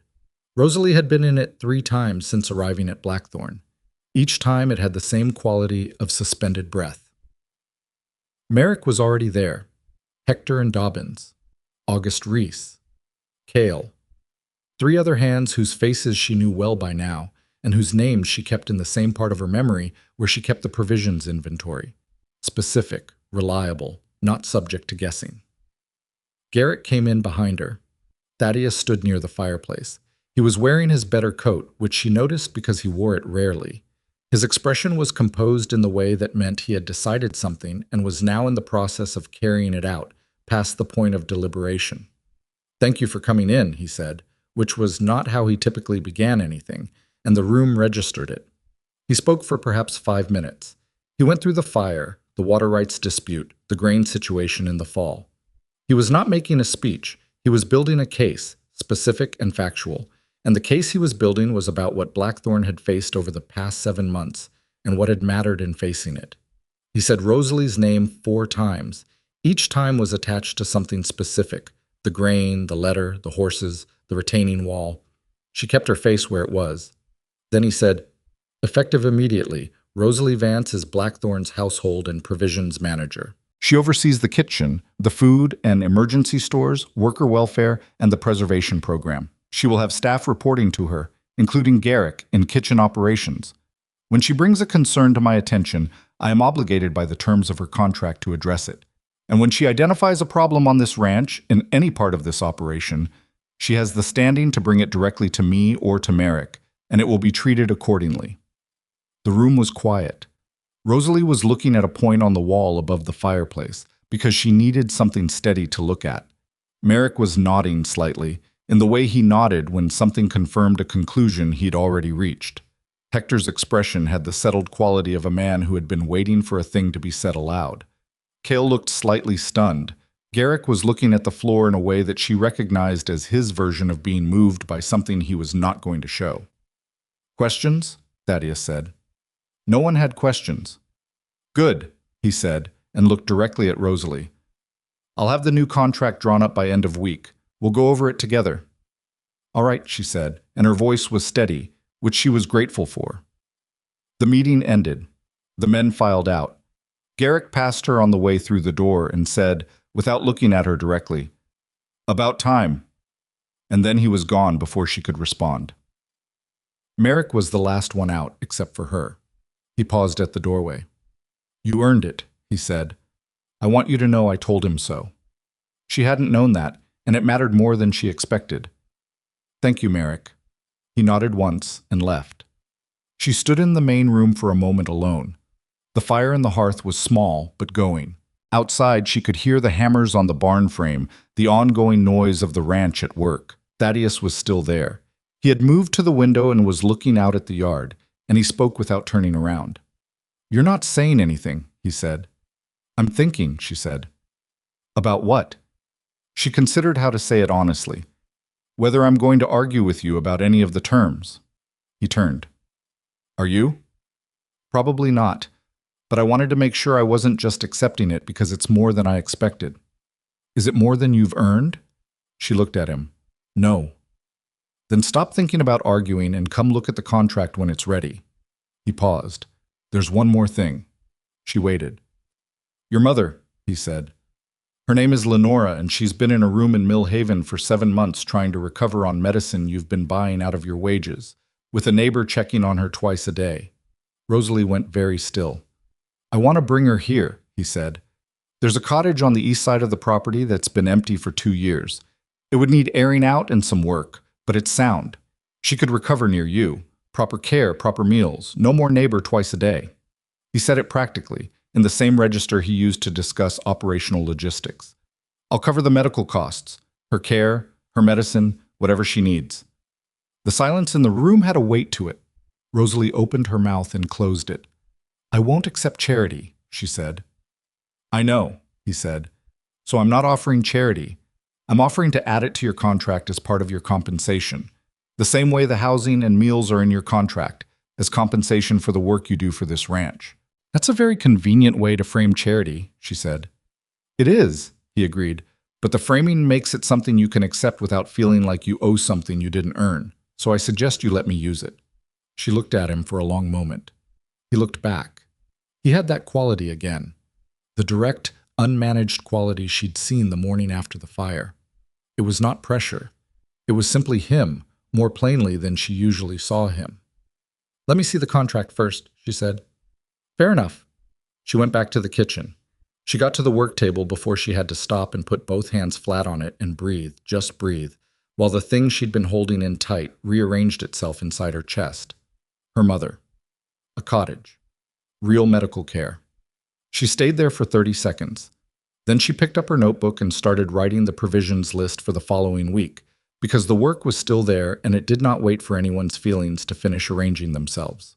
The contract was ready by Friday. She read every line of it twice, which Thaddeus had clearly expected because he sat across from her at his study desk, and waited without any visible impatience while she went through it. She asked 3 questions. He answered them directly. She asked him to change one term, the wording around her authority over supplier correspondence, which she wanted more specific rather than general, and he changed it without argument. She signed it. He signed it. He picked up a second document and slid it across the desk. It was a separate rider attached to the contract, establishing Lenora Vance's housing in the East Cottage and her medical care as compensation terms of Rosalie's employment. Rosalie read it. Then she read it again. "You had this ready before I agreed," she said. "I had it ready in case you agreed," he said. "There's a difference." "Is there?" "I wasn't certain you'd let me do it," he said, and something in his voice had a different texture than the practical register he'd been using, something that acknowledged, carefully and without making more of it than she could handle, that he had wanted her to let him. She picked up the pen and signed the rider. He took it back and set it with the contract, and neither of them said anything for a moment. "When can she come?" Rosalie said. "I'll send Otis Monday with the wagon, if she's well enough to travel." "She'll say she's well enough whether she is or not," Rosalie said. "Send Cale too. He's young enough that she won't be able to refuse help from him without feeling like she's being unreasonable." Thaddeus almost smiled. "You know your mother." "Extremely well," Rosalie said. She went back to the kitchen and wrote her mother a letter that night, which she had Otis take into town with the Thursday run. She wrote it twice because the first draft said too much feeling in it, the feeling that had been building for 7 months of practical, forward-moving work that had not left room for the simpler and more frightening things. She wrote the second draft shorter. She told Lenora that arrangements had been made and that she was coming to Blackthorn to recover, and that the cottage was sound and the kitchen was good, and that Rosalie would explain everything when she arrived. She did not write what she felt about it, which was enormous and did not have clean edges. Lenora Vance arrived the following Tuesday in Otis's wagon with Cale beside her, and she was thinner than Rosalie remembered, and moved more carefully than Rosalie had prepared herself for.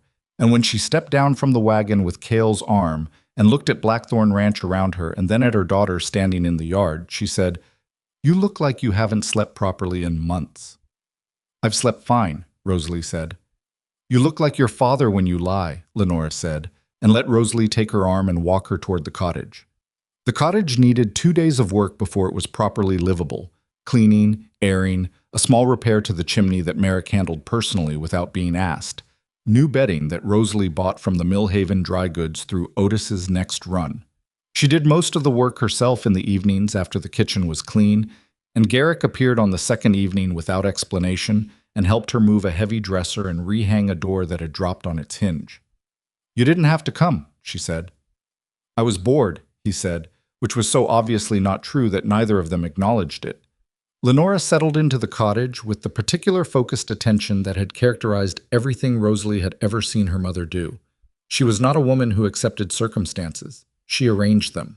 Within a week, she was asking questions about the kitchen operation that told Rosalie she had been listening to everything from her cottage window, and within 2 weeks she had, from her chair by the cottage fire, offered 3 specific observations about the provisions ordering system that were all correct.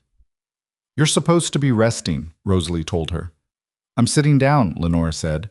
"I can think sitting down." On a Saturday afternoon in late May, Rosalie came to the cottage to find her mother and Garrick sitting at the small table together with 2 cups of coffee, apparently deep in a conversation about the correct ratio of salt pork to dried beans. They did not look up immediately when she came in. She stood in the doorway and felt something warm and slightly complicated move through her. "I'll come back," she said. "Don't be ridiculous," her mother said. "Sit down." She sat down. The 3 of them talked about beans for 20 minutes, which was one of the better conversations she'd had in months. The summer arrived gradually and then all at once, the way summer arrived in Montana. Tentatively at first and then committed, the days long and the work harder in the heat, but the ranch operating with the particular momentum that came from a season going correctly after a season that had not. The new hay barn was finished by the end of May and was better built than the original, Merrick said, with a satisfaction he didn't bother hiding. The lower pasture grass had come back from the flooding in the kind of abundance that good soil produces after disruption, which Thaddeus noted with the quiet recognition of a man who has learned to take his good news without needing to explain why it's good.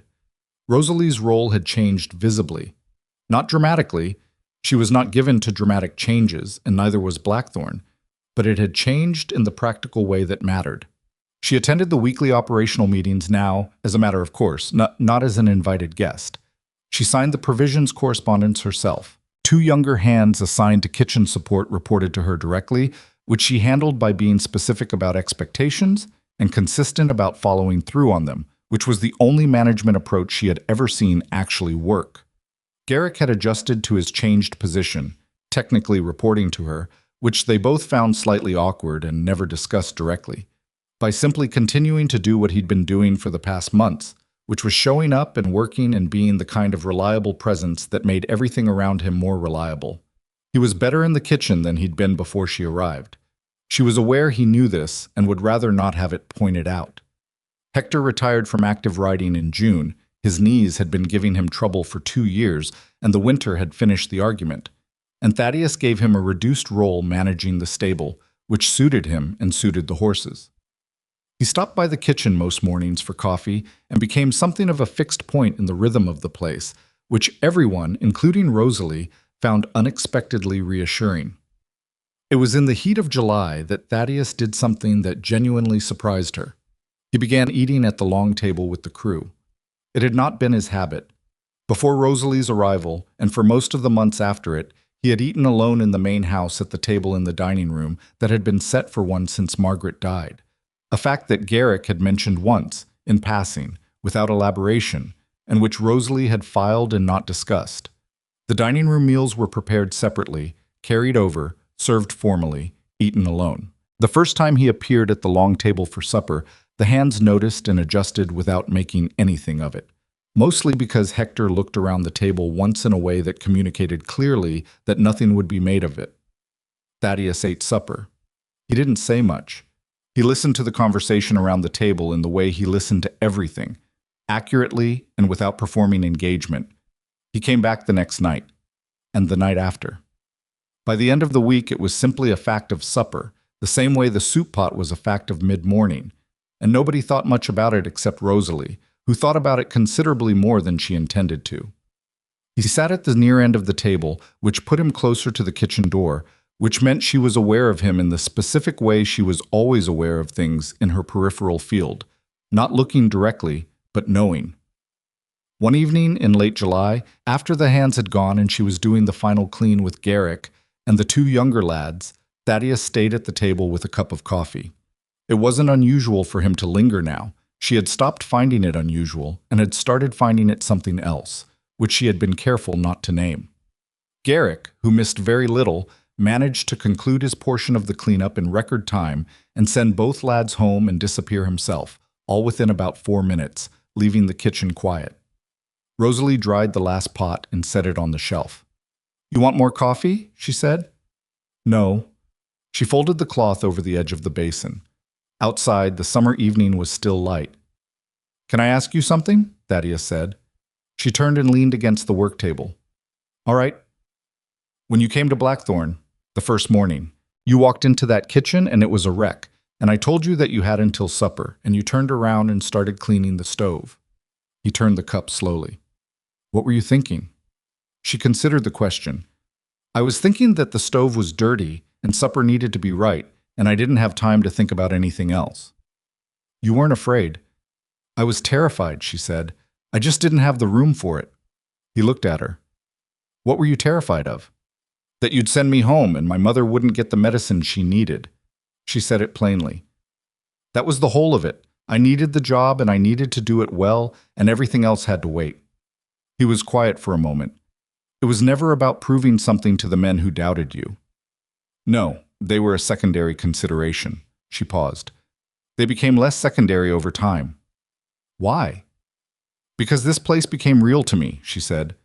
"You work somewhere long enough, genuinely work there, and the people in it start to matter in a way that's inconvenient but honest." He set down the cup. "I haven't sat at that table in 3 years," he said. "Not since Margaret. I came down the first night because—" He stopped, started again. "I came down because it seemed like something I should have been doing already and had been avoiding for reasons that stopped making sense." She waited. "You made this house feel like a place people live in," he said, "not just a place they work." The kitchen was very quiet. "Thaddeus," she said carefully. "I know," he said. "I know what I'm saying." She looked at him across the width of the kitchen. This man who had told her she had until supper, who had signed a contract that brought her mother to safety, who had appeared in the doorway with a jar of honey and a strip of paper, and then pretended he hadn't. "You have a way of knowing what you mean without saying all of it," she said. "So do you," he said. She didn't deny it. "Say it anyway," she said. He stood up. He was not a man who did things for effect, and he crossed the kitchen without drama and stopped at a reasonable distance and said, in the plainest voice she had heard from him, "I would like to keep you here. Not as my cook, not as my household manager, as something that doesn't fit in a contract." He paused. "I'm not asking you to decide anything tonight. I'm telling you where I stand." Rosalie looked at him for a long moment. She thought about her mother in the cottage. She thought about the contract on the shelf. She thought about the fact that she had come to Blackthorn to survive and had, somehow, in the process, built something. "I appreciate that you're not asking me to decide anything tonight," she said, "because you need to think." "Because I need to make sure," she said, "that what I feel isn't gratitude. Because gratitude and something else can look very similar from the inside, and I've always been precise about what I mean." He nodded, not disappointed. More like a man who has had the quality of the answer recognized and found it confirms something he already knew. "Take the time you need," he said. He went back to the main house. Rosalie stood in the kitchen for a while. Then she picked up her notebook and found the page where she kept the list of things she knew with certainty. The provisions that worked, the suppliers who could be trusted, the approaches to winter that had proven right, and she started a new page. She sat with the pen in her hand for a moment. Then she wrote one sentence and looked at it and knew it was true. She closed the notebook and put it on the shelf. She turned off the lamp and went to bed, and for the first time in a very long time, she slept through the night without waking once. The following morning, she was up at 4:30. She had the fire going and the coffee started and the bread dough working before Garrick arrived. And when he came in and looked at her face, he said nothing, but he made coffee the way she liked it, which was stronger than most people could manage, and set it in front of her without ceremony. She drank it. "Good morning," she said. "Morning," he said. They got to work. 3 days passed before Rosalie said anything to Thaddeus about what he had told her in the kitchen, not because she was avoiding it. She had made her decision the night he said it, or close to it. The sentence in the notebook had been honest, and she trusted her own honesty more than she trusted most things. But she had spent 23 years watching people rush toward what they wanted and overshoot it, and she had learned from that watching to move at the pace of the thing rather than the pace of her wanting it. She found him on the 4th morning in the yard before the hands were up, checking the new barn's eastern wall the way he did most mornings, running a hand along the frame joints, looking at the connections, satisfying himself that what had been built would hold. She had noticed this habit of his over the summer. He checked things not because he doubted the people who built them, but because he believed that the person responsible for a thing should be the one who understood its condition. She understood that about him in a way she hadn't at the beginning. "Thaddeus," she said. He turned. The morning was cool, and the light was early, and the yard was quiet, except for the distant sound of horses shifting in the stable. "I've been thinking about what you said," she told him. "I know." I needed to make sure I was being precise about what I felt. She stood in front of him with her hands at her sides, which was simply how she stood when she was being direct. "I've been precise about it, and I want you to know that what I feel is not gratitude. Gratitude I know well. It doesn't keep me awake. This does." He was very still in the way he was still when something mattered. "What are you telling me?" he said. "I'm telling you that I feel what you feel," she said. "And I'm telling you that I need it to be something we build carefully. Not because I doubt it, but because I know how to build things that last, and I only know one way to do that." "Carefully," he said. "Carefully," she agreed. Something shifted in his face, not quite a smile, more the particular expression of a man who has been holding tension for days and has just been given permission to release it. "I can work with carefully," he said. "Good," she said. "Now come inside. The coffee's ready, and I need to talk to you about the fall provisions order before the day gets away from me." He followed her into the kitchen, and Garrick, who arrived 4 minutes later and took in the situation with one glance, made absolutely no comment and simply picked up the nearest task and began. What followed was not a courtship in the way that word was typically used in the territory.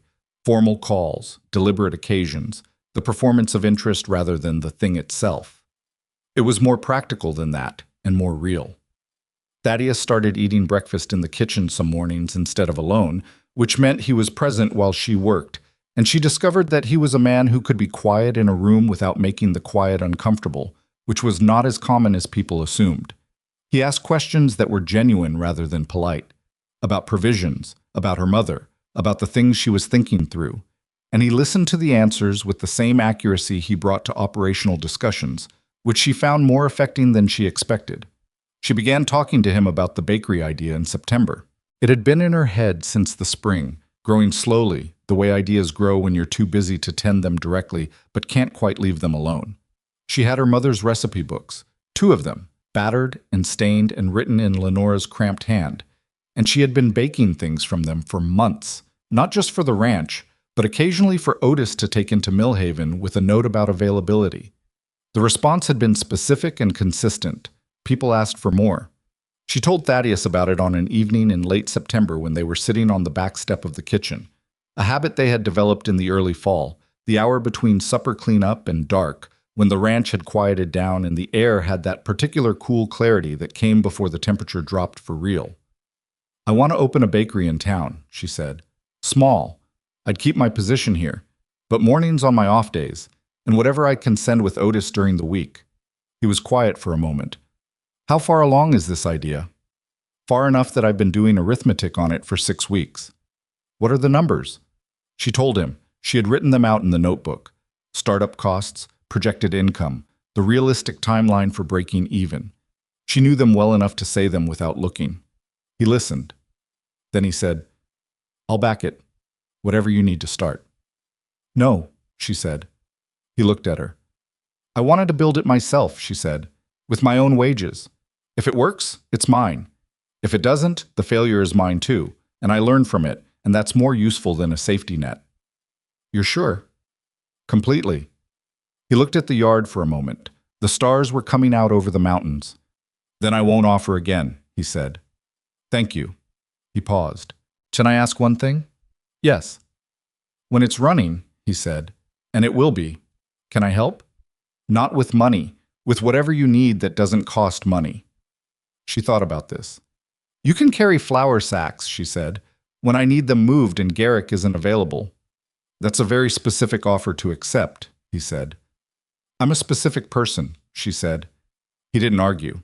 He also didn't hide the fact that this answer had made him genuinely happy, which she filed alongside several other things she had been collecting about him over the months.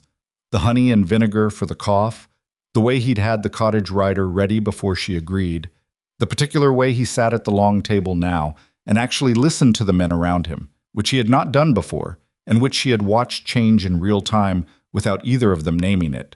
Lenora, who missed nothing from her cottage window and from her increasingly frequent appearances in the ranch kitchen, had an opinion about all of this that she delivered in installments over the course of the fall.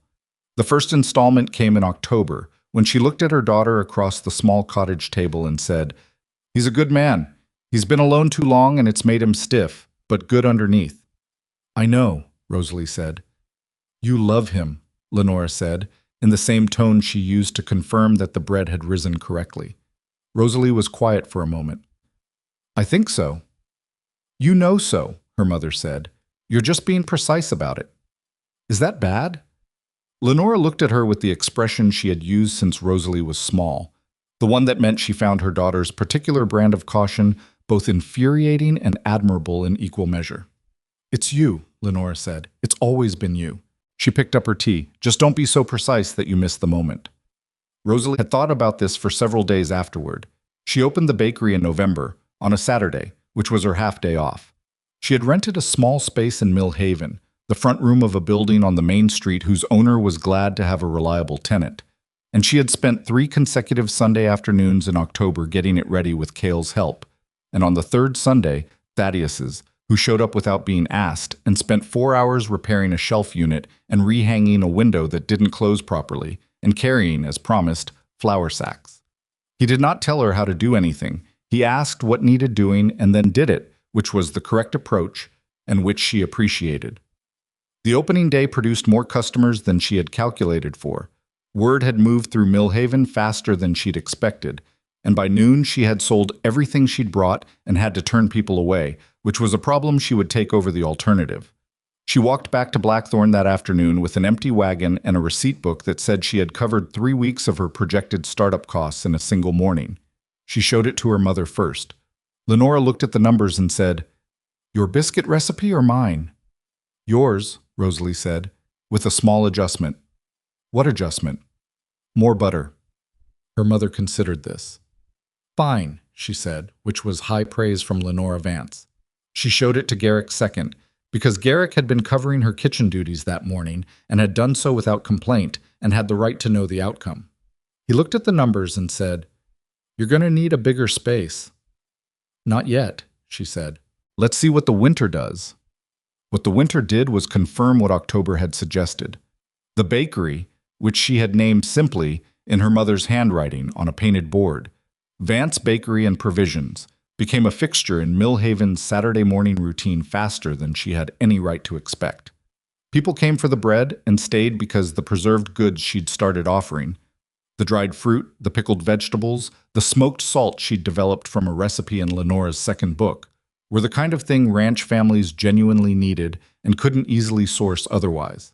She kept Blackthorn. She had no intention of leaving Blackthorn. The two things were not in competition. The bakery ran on her time off and on what she could send with Otis during the week, and the ranch remained her primary work and the center of her daily life. And she managed both the way she managed everything, with a notebook, a clear head, and the willingness to get up earlier than was comfortable. The hands at Blackthorn developed a particular pride about the bakery that she found both touching and slightly absurd. Hector mentioned it to people in town as if it were a personal accomplishment. Cale told anyone who would listen that he had helped build the shelves. August Reese bought a loaf every Saturday and ate it during the week with a care that suggested he was rationing something valuable. Thaddeus came to the bakery on the third Saturday it was open. He did not announce himself or make a thing of it. He appeared at the door mid-morning in his working coat, which meant he had come straight from the ranch without changing, and he looked at the space she had made and the line of people waiting and the receipt book open on the counter, and he said, "You need a second table." "Next month," she said, because she had 3 customers waiting. He stayed for an hour and carried things when carrying was needed and did not get in the way. And when she finally had a moment without a customer in front of her, he was standing near the window looking at the street. "Well?" she said. He turned. "You built something," he said. "I'm still building it." "Yes." He said it in the way he said things when the words meant more than they were doing on the surface. "I know." December at Blackthorn had a different quality than the December before. The hay barn was rebuilt and fully stocked. The water rights dispute was closed. Pruitt was gone and not replaced by anything like him. Merrick ran the operation with the particular confidence of a foreman who has been through a hard year and come out knowing the ranch's actual strengths rather than its assumed ones. The hands moved through their work with less friction than the year before. Nothing dramatic, nothing you could point to exactly. Just the accumulated effect of a crew that had been through something together and had not broken. Rosalie's role had settled into itself. The kitchen ran the way she had built it to run. Provisions tracked, suppliers managed. The crew fed in a way that accounted for what they were actually doing rather than simply what was easy to put on a table. Garrick had become, without anyone making a formal announcement about it, something like her deputy. Not because she'd asked for one, but because the work required it, and he had moved into the space without resentment, which said something about how far they'd both come from the morning she'd told him to find her a stove brush. She and Thaddeus had dinner together on Christmas evening at the long table, which was also where the hands ate, because that was how Christmas went at Blackthorn now. Her mother sat at the near end with Hector beside her, talking about something that involved a great deal of hand movement from Lenora and patient nodding from Hector, which was becoming their particular dynamic. Garrick sat in the middle and ate with the focused appreciation of a man who spent his days around good food and still found it possible to be grateful for it. Cale had gotten his hair cut for the occasion and looked younger than usual because of it. After the meal, when the table was mostly cleared and the kitchen was in that middle state of cleaned enough to leave until morning, Rosalie was at the work table doing the last of the dishwater when Thaddeus appeared behind her. She heard him rather than saw him. The particular sound of his step, which she knew by now the way she knew all the sounds of the house. "Good Christmas," he said. "It was," she agreed. He stood there a moment. She kept working. "I've been thinking," he said, "about what careful looks like." She stilled slightly, then kept moving. "And?" "I think it looks like this," he said. "What we've been doing. I think we've been doing it right." She turned around. I was standing at a reasonable distance, the same distance he had kept since the morning in the yard, which was the distance of a man who was being careful with something he did not want to damage by moving too fast. "I agree," she said. "Then I'd like to stop being careful," he said. "Not recklessly, just deliberately." She looked at him. "What does deliberately look like?" "It looks like me asking you to stay," he said. "Not as household manager, not as the cook, as the person I want to build the rest of this with, both of us knowing what that means." The kitchen was very quiet. "You're not asking me to give up the bakery," she said. "I would never ask you to give up anything you built," he said, and he said it with a simplicity that told her he had thought about it and was certain. "You're not asking me to become smaller, so this is easier to explain to people." "Rosalie." He said her name the way he said things he was certain of. "The parts of you that other people find inconvenient are the parts I'd be losing if you changed them. I have no interest in a smaller version of you." She looked at him for a long moment. "All right," she said. "All right," he said, and then, "Is that a yes?" "It's a yes," she said. He crossed the kitchen and took her hand, which he had not done before, and held it in both of his, and neither of them said anything else because nothing else was needed. Her mother came in from the main room 3 minutes later, saw them, and said, "Finally," in a tone that communicated she had been waiting for this outcome since approximately October and found the timeline unnecessarily prolonged. "Good night, Mother," Rosalie said. Lenora smiled, a real smile, not a polite one, and went back out. The new year came and the territory kept turning at its own indifferent pace, which had nothing to say about any particular human arrangement, but continued regardless. January was cold and the work was hard and the days were short, and the bakery ran through the winter on bread and preserved goods, and the particular fact that people in cold climates want warm food and are willing to travel farther than is strictly reasonable to get it if the food is right. Rosalie's business had grown enough by February that she had to make a real decision about it. The Saturday space was not large enough for what the demand suggested, and the question of whether to expand was not simple. It required money she had not yet accumulated, time she was already managing carefully, and a clear-headed look at whether what was working on a small scale would continue working at a larger one.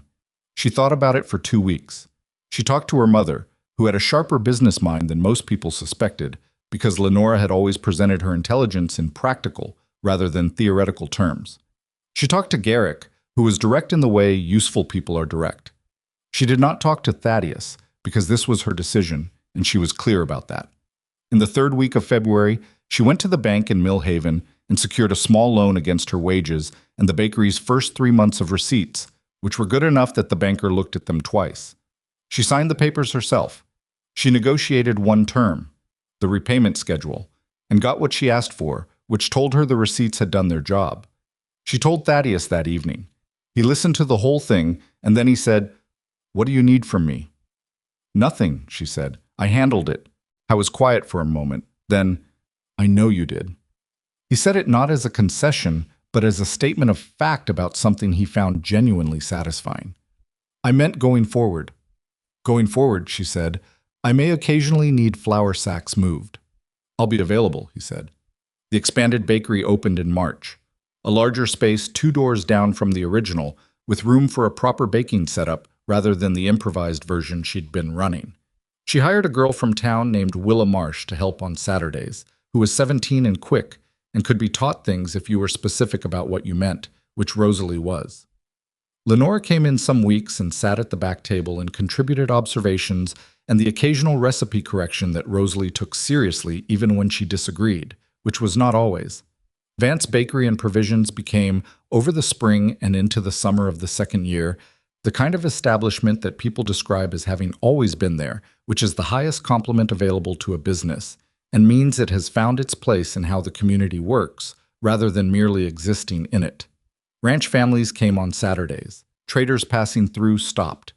The grain dealer who had sold Blackthorn the contaminated feed, a different man now, a different supplier, sent an order through Otis for 6 of Rosalie's preserved vegetable jars for his wife, which Rosalie filled and sent and noted in the account book without comment. At Blackthorn, things had settled into a new shape that was different from the shape they'd held before Rosalie arrived.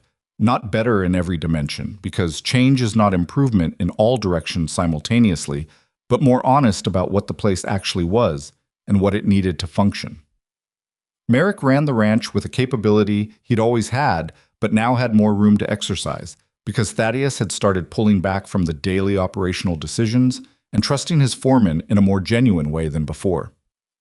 This was a change Rosalie had watched happen gradually and had not caused directly, but she suspected she had been part of what made it possible, not by telling Thaddeus to trust Merrick, but simply by demonstrating over and over what it looked like to trust the people doing the work and let them do it. Hector had become, in his partial retirement, an unexpected anchor for the younger hands. The kind of older man who has earned the right to be honest and uses it quietly, without needing anyone to acknowledge that he's doing it. Cale had grown up considerably over the year, in the particular way young men grow up when they are given real responsibility and actual consequences, and was beginning to show the kind of practical judgment that Merrick had told Rosalie, in one of his rare candid moments, that he thought Cale might be worth mentoring seriously. Garrick remained Garrick. This was, she had come to understand, exactly what made him valuable. He was the same reliable fact in every weather, every season, every difficulty.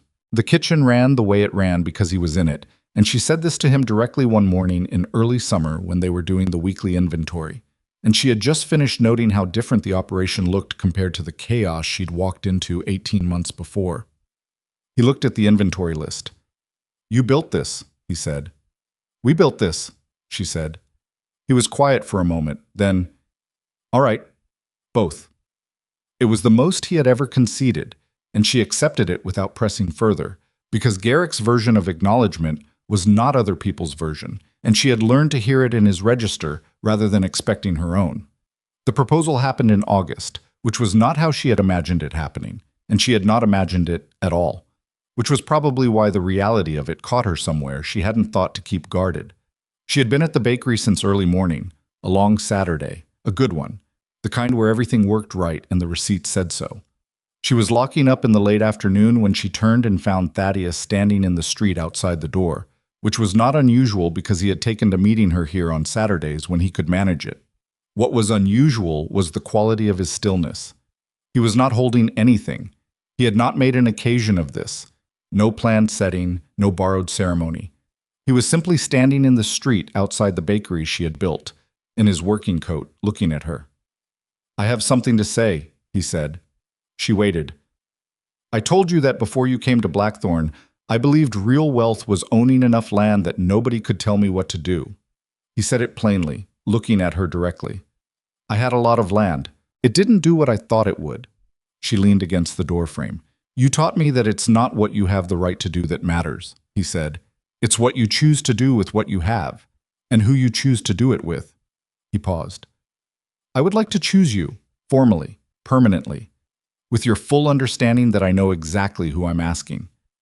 The street was not empty. There were people passing, a wagon going toward the feed store, a woman with a basket coming out of the dry goods.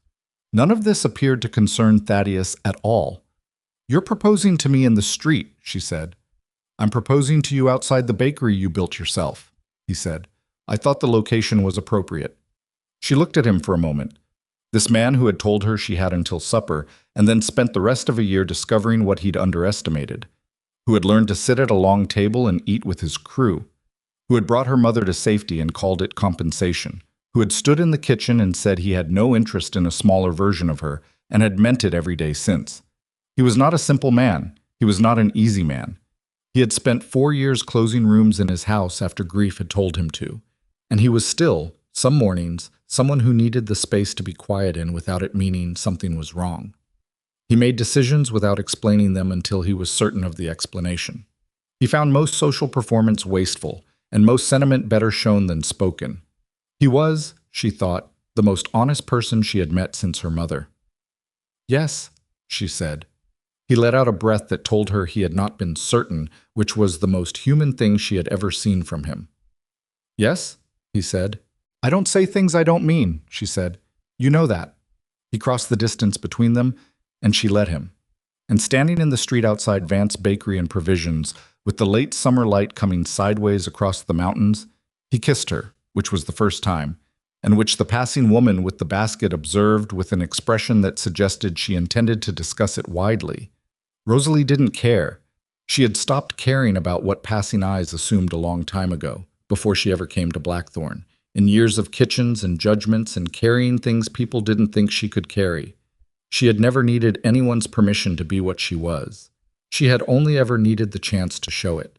They were married in September, on a Saturday, because Saturday was the one day Rosalie always had off, and she saw no reason to break a good system. The ceremony was held outside the bakery because it was Thaddeus who suggested it, and she thought it was right, and she had not expected him to suggest it, which was one of the things that told her she had not yet finished learning him, and probably wouldn't for a long time, and found she was looking forward to the process. Lenora baked the bread. This had been non-negotiable. Rosalie had made that clear from the first moment the wedding was discussed. And Lenora had accepted the assignment with the particular expression of a woman who has been waiting to be given something important to do and was not going to let sentiment prevent her from doing it correctly. She baked through the Friday night and produced 3 loaves of a quality that made Garrick, who sampled a piece in the kitchen that morning, go quiet in a way that was its own form of praise. The hands came in their best clothes, which ranged from genuinely clean to the version of their best that was honest effort, if not sophisticated result. Hector wore a collar he had clearly not worn in some years, and looked both proper and slightly uncomfortable. Cale had gotten his hair cut again. August Reese had polished his boots to a standard she had not previously seen from him. Merrick stood at the edge of the gathering with his arms folded and watched the proceedings with the expression of a man who finds formal occasions faintly absurd but showed up anyway because the people involved had earned the showing up. Garrick stood beside Lenora through the whole thing, which was quietly and exactly right. The ceremony was short because Rosalie had asked for short, and meant it. And what was said plainly, and without embellishment, because both of them understood that the meaning was already established, and the words were just the public record of it. When it was done, Thaddeus looked at her and said, quietly enough that only she could hear, "I've been wanting to say something to you for a long time." "Say it," she said. "That morning, when I told you that you had until supper." He paused. "I was wrong about what I was testing." "What were you testing?" "I thought I was testing whether you could cook," he said. "I wasn't. I was testing whether this place could still be worth something, whether someone could come into it and make it worth something again." He looked at her steadily. "You answered a question I didn't know I was asking." She held his gaze. "For what it's worth," she said, "I thought I was just making biscuits." He laughed. A real laugh, full and unguarded, which was something she had heard from him rarely enough, that every time it happened she held it somewhere carefully. The afternoon went long and the food was extraordinary because Rosalie had planned it the way she planned everything, and Lenora had contributed, and Garrick had managed the logistics with the focused efficiency of a man who understood that this particular meal mattered and was not going to let it be otherwise. In the years that followed, Blackthorn prospered in the steady, unspectacular way that operations prosper when they are run by people who understand what they're doing and care whether it works. Merrick became exactly the ranch manager he had always had the capacity to be, and Thaddeus stepping back from the daily operation did not diminish Blackthorn. It clarified it, let it become what it was under someone whose entire attention was on making it function rather than managing it from a distance while also managing grief. Vance Bakery and Provisions grew twice more over the following years, once because the demand required it, and once because Rosalie had figured out a distribution arrangement with 3 other ranches that made larger-scale production worthwhile. She hired 2 people full-time eventually, and supervised them the same way she'd supervised everyone else she'd ever worked with, specifically, honestly, and with the firm expectation that the work would be done right because it was worth doing right. Willa Marsh, the 17-year-old from the first expansion, turned out to have a genuine gift for the preservation work, the pickled goods, the dried and smoked preparations, and Rosalie taught her everything she knew about it, which was considerable, and then encouraged her to figure out the things Rosalie didn't know, which Willa did, and which improved the business. Lenora recovered slowly and then fully, in the particular way recovery happens when someone is given real rest and real care in the company of a daughter who makes sure the medicine is taken and the meals are right. She never regained the full capacity she'd had in her 40s, but she worked beside Rosalie in the bakery on the days she felt able and contributed to the recipe archive that became, over time, a document Rosalie kept as carefully as the provisions ledger. The recipe archive lived beside the employment contract on the shelf above the bakery's back counter. Both were framed eventually, Lenora's idea, which Rosalie argued with briefly and then accepted because her mother was right. Visitors sometimes asked about the contract, and Rosalie explained it simply. It was the first employment contract Thaddeus Crowell had ever given her, the one that said she had the authority to speak to him directly when she saw a problem and he had the obligation to listen. She kept it because it was the moment the thing had become real. Not the biscuits on the first day, not the grain discovery, not the fire. The contract. The formal, witnessed acknowledgement that what she saw mattered and what she knew had standing. Garrick worked at Blackthorn until he was 62, and in his last years he was less the kitchen deputy and more the kitchen's institutional memory. The person who knew where everything was and why it was done the way it was done and who had been present for all of it. When he retired, Rosalie threw him a supper at the bakery that he found deeply embarrassing and attended with visible discomfort and ate 3 plates of. "You could have just made something at the ranch," he said. "You worked in that kitchen for 18 years after I arrived," she said. "You could have made it impossible and you didn't. I'm allowed to make a fuss." He was quiet. "One time," he said. "You're allowed once." "Noted," she said. He moved to a small house in Millhaven and came by the bakery most Saturdays for coffee and the particular almond bread that Lenora had developed in her later years, which Garrick claimed was the best thing ever produced in any kitchen he had been associated with, which was high praise from a man who had extremely specific opinions about bread. What Rosalie understood, in the years after everything had settled into its shape, and she was not a person given to reflection as a primary activity, she preferred action, but she was capable of clarity when she stopped moving long enough to hold still, was that the story of Blackthorn was not the story of what she had done there. It was not the grain or the fire or the water rights or the bakery or even the marriage, though all of those things were part of it. The story was smaller and more fundamental than any of those. It was the story of what happens when a person refuses to become only what the room decides she should be. Not through defiance. Defiance is loud and costs energy and spends attention on the wrong thing. Through persistence. Through showing up at 4:30 with a stove brush and making the biscuits right, and then doing it again and continuing to do it whether or not the room was ready to acknowledge that the biscuits were right. The world has a great deal of patience for deciding what a person is worth before that person has spoken a word. It has patience for size and appearance and age and the particular kind of woman whose competence is inconvenient. It makes its decisions early and holds them late, and it is very rarely grateful to be corrected. Rosalie had never needed the world to be grateful. She had needed a kitchen and a fair wage and a chance to do the work. And she had taken all three and refused to do less than what she was capable of doing with them. What she had built, the bakery, the marriage, the life at Blackthorn, the supply network, the recipe archive, the employment contract in its frame, had not come from anyone deciding she was worthy. It had come from her deciding she was, and then proving it in a language that left no room for argument. Her mother had taught her that language before she could reach the countertop. She had practiced it in every kitchen she'd ever worked in.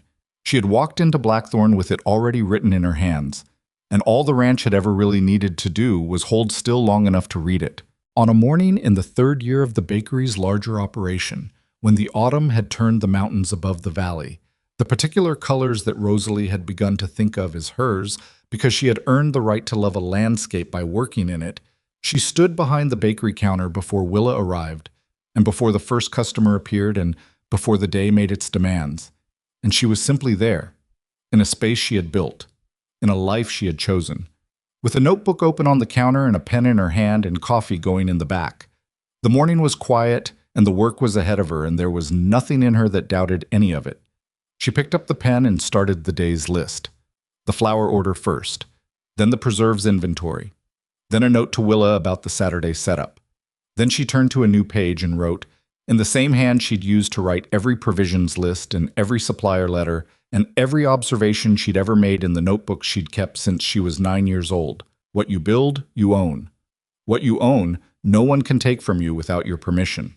She had learned this before Blackthorn, but Blackthorn had given her the chance to prove she'd learned it, which was the only kind of learning that ultimately counted. The coffee was ready. The morning was waiting. Rosalie Vance, businesswoman, ranch manager, baker, daughter, wife, and the woman nobody at Blackthorn had expected to last past supper on her first day, closed her notebook, poured her coffee, and got to work.